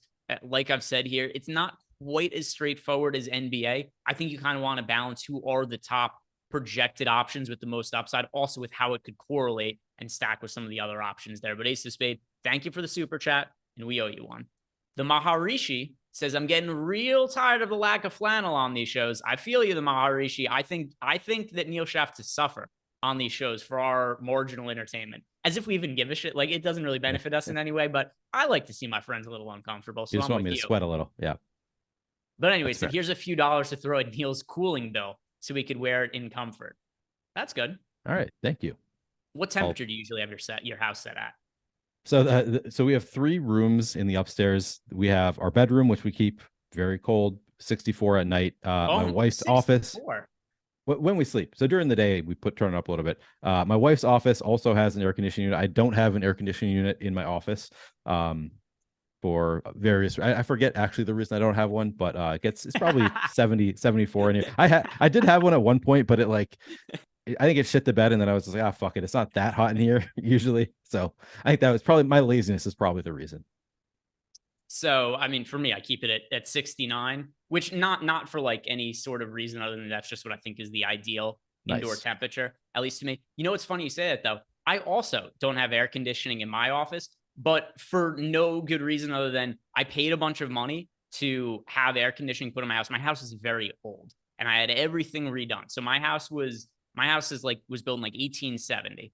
And like a week after I had the entire air conditioning set, everything, it crapped out in my office. It works everywhere else in the house, but in my office. And I actually do have somebody coming to look at it next week. So hopefully we're going to get that fixed sometime soon. I got a fan blowing on me right now because it is hot as hell here right now. And let's see, what else do we have here? We have some questions about, by the way, the Maharishi didn't have any sort of fantasy baseball related question. He just wanted to make sure that you started wearing flannels. All right. Appreciate that. The next question, actually, we got a couple of these here. One is from 2 questions about the weather. One is from Smoke Show, who said, any concerns with the weather tonight? And then Jorge Giacomi said, any concerns with the weather tonight? So there are some games with some slight weather concern. The Tampa Bay Rays, Boston Red Sox game, Colorado Rockies, Kansas City Royals. As for now, though, I'm leaving them both in. It's not enough concern for me to take them out of my player pool. That's how I feel as well. I think if that Tampa-Boston game ends up being delayed, I might consider taking it out of my player pool. But as of right now, until we get news that it's delayed, I'm planning on keeping it in. All right. Yeah, we're on the same page. Right now, it's nothing that I view as being like ultra concerning to where I have to take it out. The other thing I'll mention too, neither of those games are super high priorities for me anyway. Like, are either of those spots one? So, like, another thing too, like the Tampa Bay Rays, they're projected to be popular today, but we have them as being a little bit over-owned as a stack in the top stacks tool. Same with the Kansas City Royals. They're projected to be popular, but over-owned. So it's not teams I'm getting to a whole bunch anyway. So I'm just kind of riding with it as is. If we get other news that makes me change later, I will adjust. But as of now, there's nothing I've taken out of my player pool just due to the weather. And it is nice anyway that it's teams that I'm just naturally coming in their way to because of how the teams rate out in the top stacks tool. Anyway, the other part of the question also, Jorge had said, are there any games that we're moving from our crunches? I assume this is not just related to the weather, but just in general. Anything that you're taking out for any particular reason? Nothing that I'm taking out for any reason. I might ultimately, I'm probably going to throughout the show be choosing which stacks I want to play. And then like there'll be some teams that I don't get to as full stacks here. But there are none that I'm just completely removing from my player pool. I will say Tyler Glasnow. Adam kind of talked me into Tyler Glasnow, which is in that Tampa Boston game. So that's one aspect that I could consider, but I'm still not going to get to a ton. Like if I play 10% Glasnow, that's not, I can sacrifice 10% of my lineup. So, but yeah, not a high priority game for me either. All right. And that catches us up on all of the super chats. Just going to make sure that there weren't any outstanding questions in Discord, which there are not. So let's go and look at some of the pitchers now, because that is something that we have not yet gotten to talk about. And, big slate and not that much chalk at the pitching spot today, Neil. We've only got 2 pitchers projected for north of 25% ownership. That's Framber Valdez and Clayton Kershaw over on DraftKings. So, and they're both 26%. So no real chalk, really flat in terms of the pitcher ownership over on DraftKings. Same on FanDuel. The most popular pitcher is Shohei Ohtani at 17% owned. So I don't really see any concerns with the actual pitcher ownership here. I'm just kind of running my lineups. It's like, which pitchers look the best to me? I don't have to worry about leverage or anybody who's like 60% owned. So with that in mind, who are the pitchers you were getting the most exposure to, or is there any one pitcher you get to well above the others? So I'm going to have to run some crunches. I haven't run any crunches yet. I imagine I'm going to be getting to the pitchers at the top. Shohei Ohtani, Framber Valdez is going to be among my highest owned pitchers. Probably Zach Wheeler. I'll get to a good amount at 9,200. The price discount and play in Washington, I imagine I'm going to have a good amount there. But for the most part, it's just going to be like the pitchers that show up well on the top 2 pitcher odds on the top pitchers tool, which is Shohei Ohtani, Framber Valdez, Clayton Kershaw, Logan Webb, Zach Wheeler, Luis Castillo, Merrill Kelly, Tyler Glasnow. I would imagine those are the pitchers I'm getting to the most of, but I'll have to run some crunches here. Yeah, the one I ended up getting to the most of is Shohei. I have him in 30% of my lineups, which for today makes him my most rostered pitcher. And, he's the pitcher who has the number 1 top pitcher odds in our top pitchers tool. You are also getting a little bit of an ownership discount on him compared to guys like Framber Valdez and Clayton Kershaw. You're paying a little bit more money for him. He's got a difficult matchup against the Houston Astros. I do get concerned that Shohei Ohtani has gotten hit hard in a handful of his recent starts, but he's Shohei Ohtani. The matchup in itself kind of becomes irrelevant. Like, his stuff is so good that if he's on, nobody's hitting him. So I like Shohei Ohtani the most for the upside. Something else to consider too is you look at some of the other pitchers. Clayton Kershaw, brutal matchup against the Yankees. Framber Valdez also is a pay-up option. You're kind of getting some leverage. If you roster Shohei Ohtani, he pitches really well. He gets the win bonus on DraftKings or FanDuel. That is a win he's getting that Framber Valdez is not.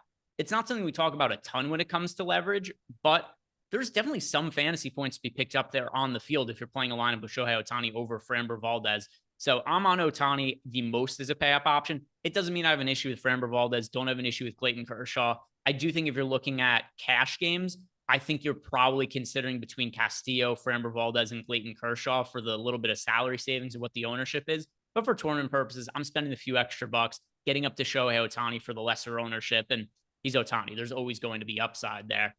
So I know you said that you're going to primarily want to be paying up for pitcher, Neil.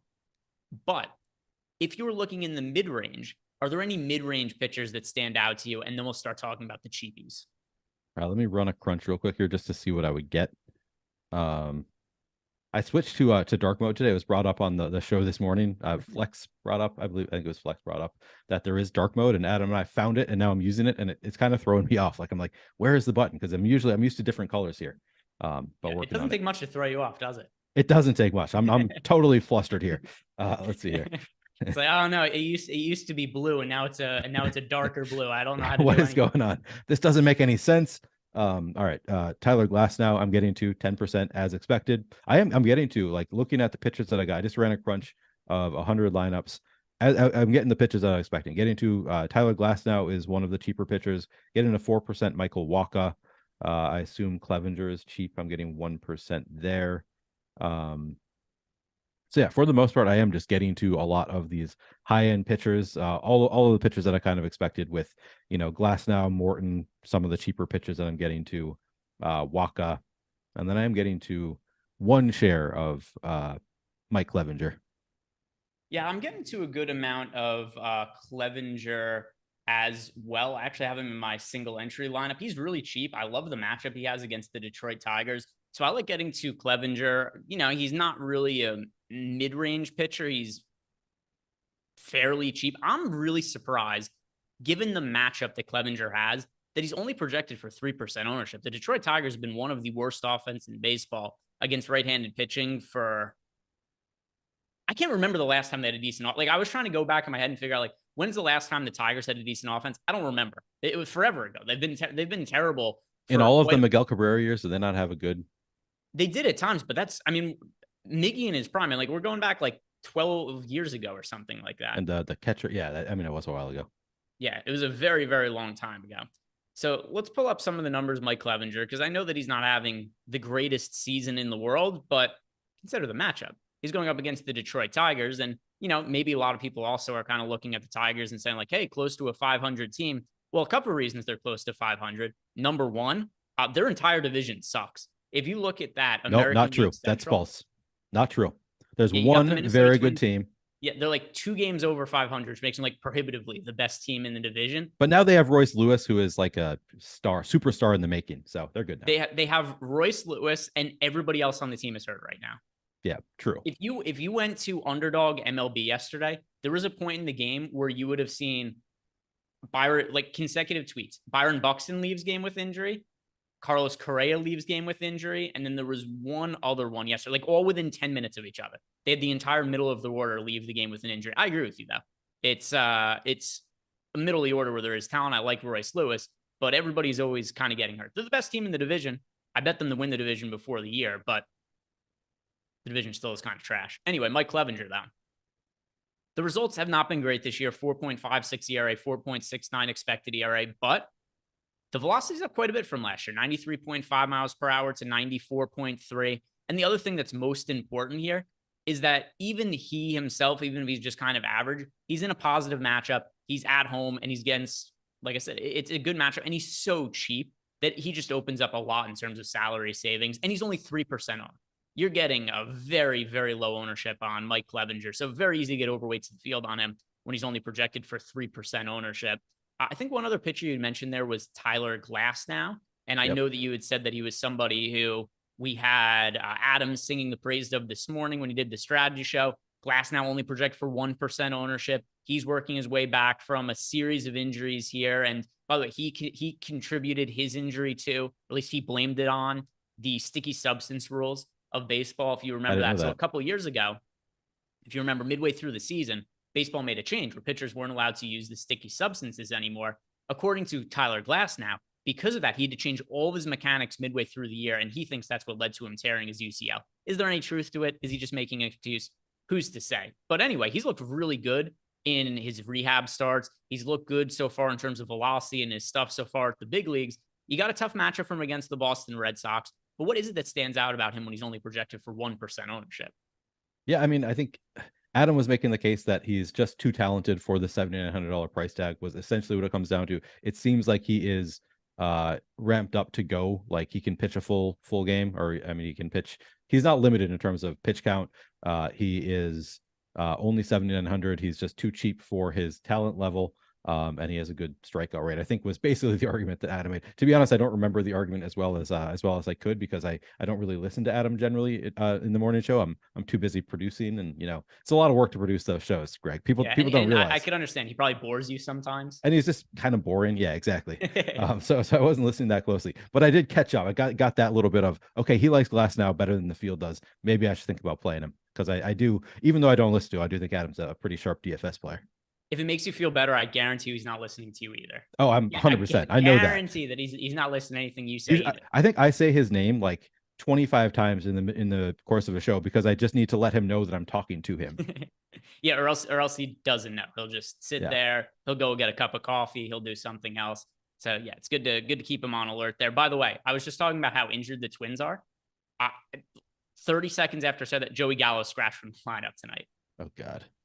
Joey Gallo scratch. So we just got a new Minnesota Twins lineup. If you guys had any Twin stacks and you're playing Joey Gallo, get him out of your lineup, because he's not going to be in there anymore. Fairly watered down version of the Twins lineup because of the amount of players who are out. No Joey Gallo now. No Byron Buxton. No Carlos Correa. You got the bottom of this order now. Jeffers, Castro, Farmer, Taylor. It's pretty weak there. So something else to consider. Yeah. Who is, I'm just trying to remember, who is it that's pitching against Minnesota today? Aaron, I don't really have interest in Aaron Savali. Yeah, I was looking at that. I was like, oh, is this a pitcher we can take advantage of? I don't want to play Aaron Savali, but definitely makes the Twin stack less appealing. Yeah, it's kind of a tough stack here. Oh, we just got Blue Jays Mets delayed. Blue Jays Mets is going to be delayed. That's not really massively concerning for me. So I could do the old weather report by looking out the window, right? Because I live not too far from New York City, and it's cloudy, it's overcast, but I can tell you it's supposed to rain in the early going of the night, but it is not supposed to be like long lasting. So maybe the game, well, we know now the game is going to start late. I assume it's just going to be a late start and play. No real concerns there. No real concerns about that. Agreed. Anything else that you got to that was standing out to you about your pitcher exposures? You talked me into, I actually gave a bump to Clevenger after you talked about him a little bit. You talked me into it. I don't usually adjust projections at all in baseball, but you hear that he's 1% owned and he has been pitching so well, and he's facing the Tigers. Well, he's not pitching that well. It's just he's cheap and he has a good matchup and he's projected for 3% ownership. So I have 10% of Clevenger. The strikeout rate, though, is I mean, not pitching well, but like you mentioned that he has got a great strikeout rate. Yeah, I have 13. I have him 3 out of 23 lineups. So like I'm not like making a huge stand here, but I was getting to 1 and I decided, all right, I want to boost it just a little bit above that. So yeah. But other than that, no, yeah, it's exactly the pitchers that I said I was going to get. I'm getting to a lot of Kershaw, Ohtani, Webb, Framber, Zach Wheeler, and then the rest are all kind of the high end guys, except for getting to 1 share of Charlie Morton. As I said, 3 shares of Mike Clevenger, 2 shares of John Gray, and then 4 shares of Glasnow. Okay. Yeah. I think that's all reasonable. And yeah, still waiting on some potential weather news in the Boston Tampa Bay game, and then also the Royals Rockies game. Like I said, nothing that's going to cause me to take players or anything like that out of my player pool. But I do want to let people know that even though I am not taking players out, there is some risk there. I don't want to make it seem like there is no risk involved in that at all. Jordan, if you could, let's get ready to build some lineups in the lineup generator. We'll do that in a second.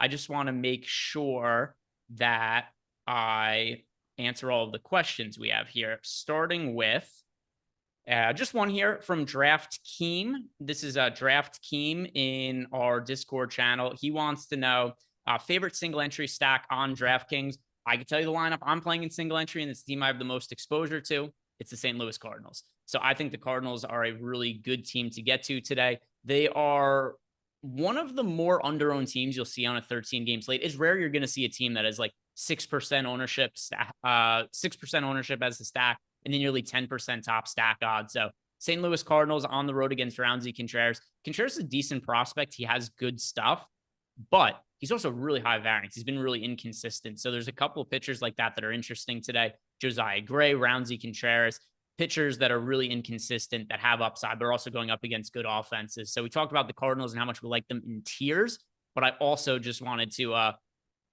mention for the purpose of this and the question I got from DraftKings, I like them for tiers. I also like them for classic contests. So if I was only playing one lineup today, it would be the St. Louis Cardinals as a stack. Do you have a different answer, Neil? Unfortunately, it'd be the same answer. My only concern about St. Louis, so they stand out right in the top stacks pool, just like they have the top stack odds on the entire slate and positive leverage. You don't often see that. I mean, so just in like massive positive leverage, being 6.6% owned, 9.4% chance of being the top stack. They stand out. My only concern is that enough people use the top stacks tool, enough 150 maxers in particular use the top stacks tool that they could, the ownership could push up just a little bit, depending on how much people, how meta we want to get with it. So I have a slight concerns that the ownership comes up a little bit, but even if it comes up slightly, they'd still have some positive leverage. So I do like the Cardinals quite a bit. I think that if I were going to go one other place, thinking about the White Sox against Reese Olson, I 3.7% projected ownership, 4.6% chance to be in the top stack. Adam and I did talk about it earlier, how the one concern with the White Sox is that most of their best players that you want to get to are outfielders. So like it's a little bit tough.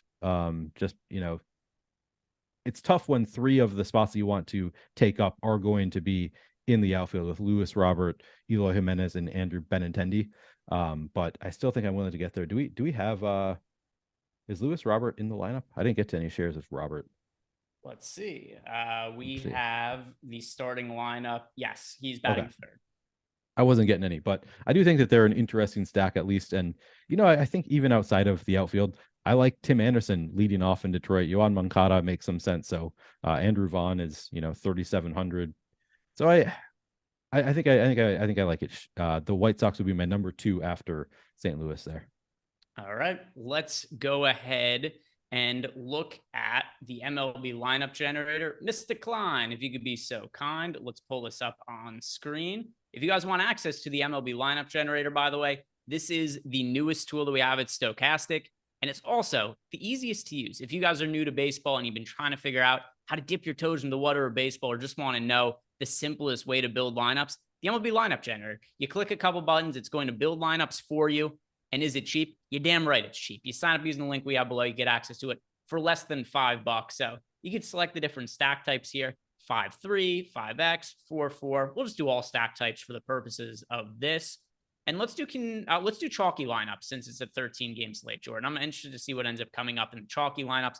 We'll skip this. We'll save some lineups. We'll discard some, and then we'll see what some of the players end up popping up most meaningfully for us. And I think that'll be a pretty good idea of like who are the core players you guys might want to be building around for tonight. And oh my God, Neil is going to be salivating at the top of that.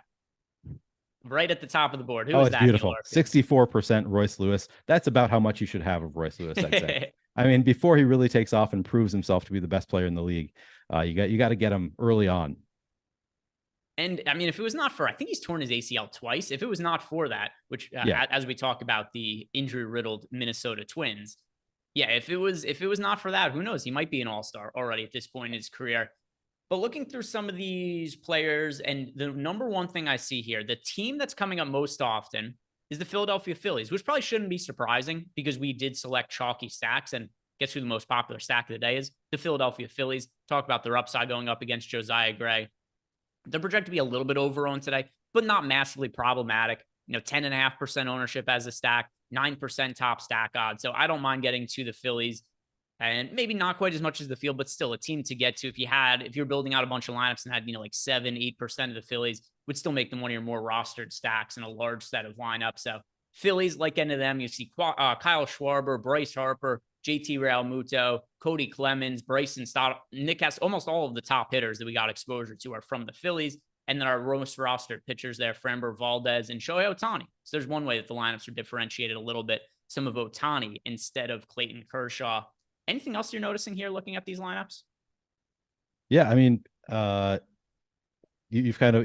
I mean, we did chalky lineups, which I was trying to think of like what are the scenarios when I would use chalky lineups ever. Like I feel like it's just I guess I'm too used to playing large field GPPs that I always want to go to the most contrarian lineups. But yeah, I mean, 50% Ohtani surprises me just a little bit.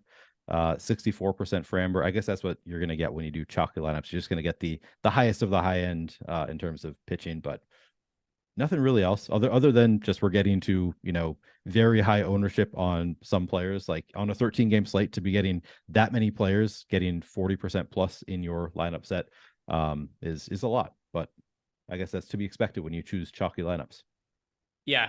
So that's what we're getting to there. And I think just for the purpose of seeing what shows up different, Jordan, let's build some FanDuel lineups, and we'll make contrarian FanDuel lineups to see what different stacks might show up. And obviously there's going to be differences anyway, because we're playing on different sites and there's going to be different pricing and whatnot.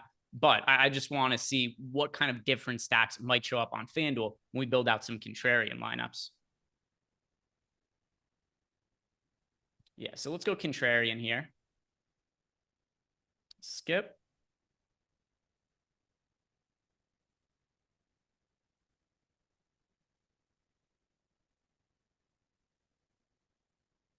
And here we go. All right. So we have here even contrarian lineups on FanDuel, getting to quite a bit of the Philadelphia Phillies. But as a secondary stack, looks like we're getting to the Cardinals.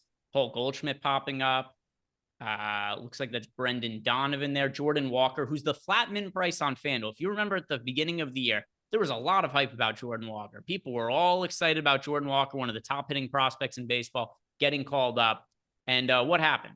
He was good for like 7 or 8 games and then sucked and got sent back down to the minor leagues. But he's back now. He is hitting 8th off the top of my head, I believe. He's the flat min price on FanDuel. We're getting to a bunch of these lineups. So yeah, we've got stacks of the Cardinals popping up here. We've got stacks of the Phillies popping up. And then once again, Shohei Ohtani. Is that our most rostered pitcher here? It looks like. Yep. Yeah, Shohei Ohtani. Scroll down a little bit, Jordan. I want to see who else. They're pretty flat or pretty spread out on pitcher today. Framber 19, Kershaw, Logan Webb, Wheeler. I feel like Wheeler's better on FanDuel than DraftKings, probably. Just so likely to pitch at least 6 innings. I keep forgetting what it's called. Not a complete game. So likely to get a quality start. Quality start. I keep forgetting the term. Yeah. Well, by the way, one of the most random, worthless stats we have in baseball that people put value into, like, what if there was a NBA? It's like, oh look, this guy scored 15 points and had 6 rebounds. That's a quality game. It's just it's like really random barometers, like six innings, 3 earned runs. And it, like, unearned runs don't come into play either. You can pitch 6 innings and give up 2 earned runs, but like 6 unearned runs, and then all of a sudden it's like, hey, look, quality start right here. It's very weird. I've never been a fan of it, but yeah. By the way, who's giving you shit in chat here? Just Sean V. Let's see. What is Sean V giving you shit about? He just says that he likes to reiterate that I don't know baseball, which is sort of true, like relative to NBA and NFL. Like I know baseball fairly well, but it's like I don't know all the intricate stats, again, because I don't think you need to know those intricate stats. And Sean V likes to know, like, home and away splits and stuff. In fairness, Sean knows nothing also. Sean is, there's like Sean has a million stupid tidbits that he knows and that he thinks that we should know, even though they're useless in DFS. So, there's the phrase, the jack of all trades, master of none. I like to call it the diner. That's exactly right. Yeah. Sean V is the jack of no trades and the master of none. Like, he'll throw out a lot of shit that's kind of nothing. And I like Sean, right? Sean knows I like him. We've gone back and forth on Twitter about stuff. And by the way, he says in here, I love Neil. I'm just saying he knows football way better. Yeah, Neil will agree with that. I do. I know football and I know basketball better. It was also when I started NBA, same thing with Sean V. Neil doesn't know basketball. I'm like, I've been playing NBA DFS for 10 years now. I watch basketball like regularly. I know basketball. It's just. Neil played in the NBA. I played in the NBA for 6 seasons. He went to high school with the Jones. Won one championship, 1 MVP. Super chat from El Negro Loco. Daily reminder to fade Sean V. Appreciate you, News God. I like all of you guys. I like News God. I like Sean V. I like Sean V. I like Sean V too. I like Neil. I prefer Neil with flannel, but I could deal with this as well. We all prefer Neil with flannel. Yeah. We're all lukewarm on Jordan. Actually, I kind of like being warm though. So like maybe I don't prefer Neil with flannel. Let's also go and look at some of our top projected bets of the day in MLB Bet Pro, and then we'll go and we'll wrap up the stacks that we're getting the most exposure to. We've already talked a lot about the Cardinals, the team that I have the most exposure to, and it looks like, Neil, you like them quite a bit as well, but we just got an update of projections 1 minute ago in MLB Bet Pro. So I want to show that up and see what that is looking like. And if you guys haven't signed up yet for Bet Pro, I've got good news for you because it covers MLB. It also covers basketball. And when you sign up for the first time using the link that we have below, you are going to get access to it for 1 entire month. 1 entire month for less than $25 for MLB Bet Pro, also covering NBA Bet Pro. So just sign up using the link we have below. Get yourself a little bit of a discount for 1 month. Get access to all the tools. It's going to cover the rest of the NBA season as well as baseball. And get that for the entire summer too. The strikeout props in particular have been super profitable. I was looking at some of the numbers that we had tracked not that long ago. I think our ROI on strikeout props here is right around 10%. So if you sign up for Bet Pro and you just blindly tail these numbers, it is going to pay for itself over the course of the summer and put some extra money in your pocket as well. As per our guy, FK Coolers. FK Coolers in the Discord channel, decent amount. He sent us this message the other day saying that MLB Bet Pro did very well with the K props last night, ended up going 6 for 7 on them and did a 2-leg round robin parlay. So just a day like that in itself is enough for FK Coolers, probably like an entire summer subscription to get paid for on MLB Bet Pro. So everybody's been using it. Add us on Twitter. Send us some messages. We do like to feature some of those on the show. Our current number 1 bet for today. Let's see. What is popping up? I'm going to sort by EV here. Number 1 bet of the night, Neil. Over 5.5 strikeouts for Logan Webb at plus money, plus 104 for Logan Webb. His over-under for strikeouts is 5.5. We haven't projected for 6.4 strikeouts. We have this winning nearly 60% of the time when it's a plus money bet. Over at Bet Rivers, best available line on Logan Webb, over 5.5 strikeouts at plus money. Now let's go and look at some of the top stacks of the day. And Neil, is the Cardinals the team that you are getting the most exposure to? Good question. Looks like it, actually. Yeah. Maybe I'm getting to the most of Bryce Harper and Kyle Schwarber, both near the top of my exposures, but then Cardinals are right up there as well. Yeah. So when you go and you look at the Cardinals for today, just want to circle back on this because we talked about it a little bit before, is It got my throat's been doing really well as of late, Neil. But towards the end here, starting to struggle a little bit. St. Louis Cardinals, though. We have them projected for right around 6.5% top stack odds. Or sorry, 6.5% ownership as a stack, but nearly 10% top stack odds. Number one leverage play on the slate. And it's very rare that the number one leverage play on the slate also just happens to be the team that we get the most top stack odds to. So definitely a team that makes a whole lot of sense to get to. Is there a team behind them do you also think makes a whole lot of sense? Is there another team with high top stack odds you think is a little bit undervalued? Yeah, I mean, I talked about the White Sox. We were talking about favorite stacks to get to in a single entry. The same analysis applies to a larger contest. I'd still like to get to. If I'm playing 150, I'd be overweight to the field for sure on the White Sox. I'm getting to a good amount of the Phillies also, as I said, which not anything I did. To be honest, it's partially because I haven't done anything to mitigate my ownership. Like I kind of evened out my stacks, and I'm just going to get to the top stacks in terms of projection, which are of course the Cardinals and the Phillies. So I'm getting to a good amount of those teams that just end up at the top of the top stacks with the St. Louis, Philadelphia. I am getting to a good amount of the White Sox also, which I'm happy to see. Yeah, those are the ones that really stand out to me. Tampa looks like they're a little bit overowned. I'm almost so I see a lot of people in chat saying that there is lightning above Fenway right now, and I am thinking about removing that game from my player pool. I'm wondering if we're going to get some kind of news that it's delayed or something soon, but I'm thinking about it at least. Are you at least considering it at this point or no? So let's go to the number one source of weather, Google.com. Have you ever heard of this site, Neil? Oh, we got the notification that it's delayed due to inclement weather just now. MLB weather. Let's see. So what do we have here?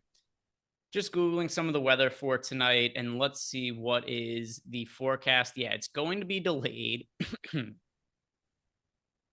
I still think, are you just going to be totally risk adverse and take it out? I don't know. I'm still kind of thinking about it. The fact that it's delayed makes me at least consider it a little bit more strongly. Like it's a little bit likelier that they're not going to play the game. Yeah, let's see. All right, so we've got the weather pulled up here now. Also, one of my highest owned players, I'm actually getting to a good amount of the Rays. Getting a lot of Jose Siri, Wander Franco, Tyler Glasnow, as I said. I'm getting to a good amount of stacks also. So I've got the weather pulled up in front of me.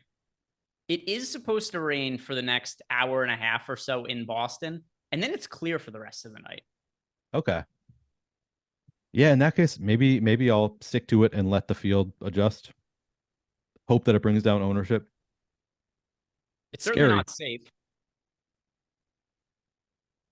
It's certainly not safe, but I'm going to leave it in. I'm going to leave it in my player pool. If it screws me, so be it.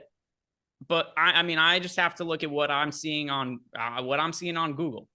What I'm seeing on Google is we've got rain for the next hour and a half or so, and then it's clear for the rest of the night. I didn't know that you were such a great weatherman, Greg, but you've convinced me. I don't know how to look up these things. My wife does that kind of magic in our household. She looks at like the rain patterns and stuff. I'm like, that's just a bunch of colors. I don't know what that means, but apparently you do too. So you've convinced me that I can play some bats and Tyler Glasnow from this game. Second time today that Neil's been thrown off by the colors. Before it was before it was the night the night mode that totally had you fucked up. Now it's the weather. Yeah. The different colors. Just blobs. What does that mean? I don't know. Yeah, nobody knows for sure. So a big part of it too is I worked at a golf course in high school, which meant that for whatever reason, they left the decision on me, like when to blow the horn to have people come in. So we'd have to look at the radar. Yeah, because I just worked at, there's not enough time to tell stories about the golf club I worked at, but the owner of the club was a raging alcoholic to the point where he goes to the doctor one day and they basically give him two options, which is, hey, you could either stop drinking or you are going to die. And he came up to talk to us to just let us know, like, hey guys, letting you know that I'm going to be dead soon. This is the decision I've made. And I enjoy, and like we're in high school at the time too. Jesus. And he's just like, but yeah, I like you guys. And then he's like, free food today at how old is this guy? At the restaurant. He's like in his late 50s. And he just decided to die. Man, that's okay. Yeah. He was just like, I like drinking. So this every single night he would drink at the end of the bar until he passed out. And this was actually somebody's job. They would have to carry him into his car and they would have to drive him home and drop him off. This was somebody's actual job. Just sit there, wait for him to pass out.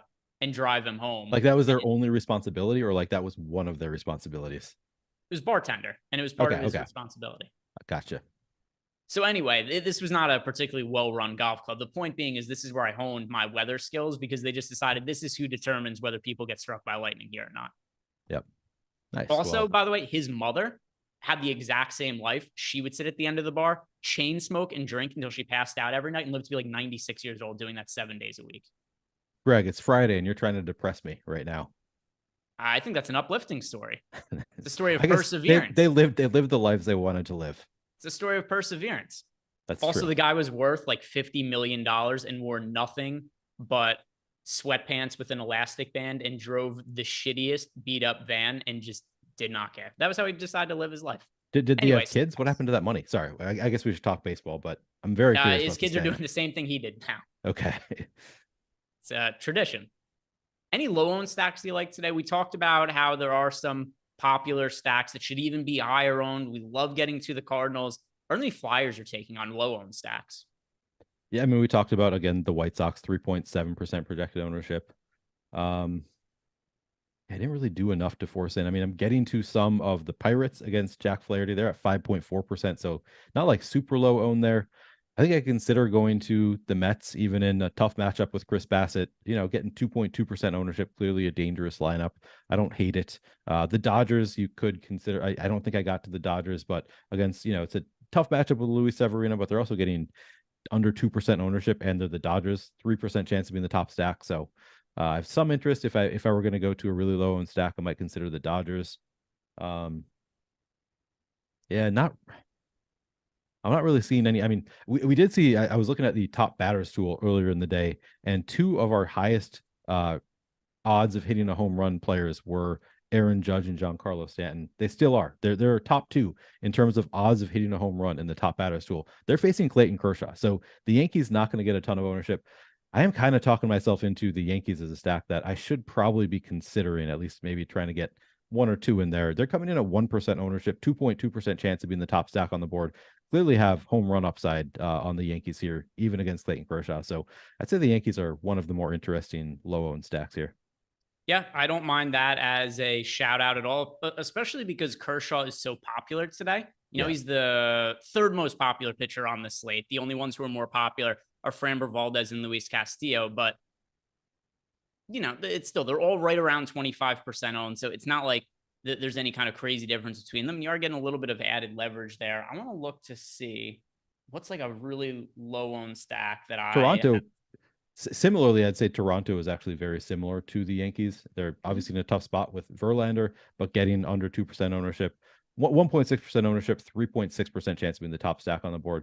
Clearly a dangerous lineup. They just got to get through Kershaw to be able to have a shot there.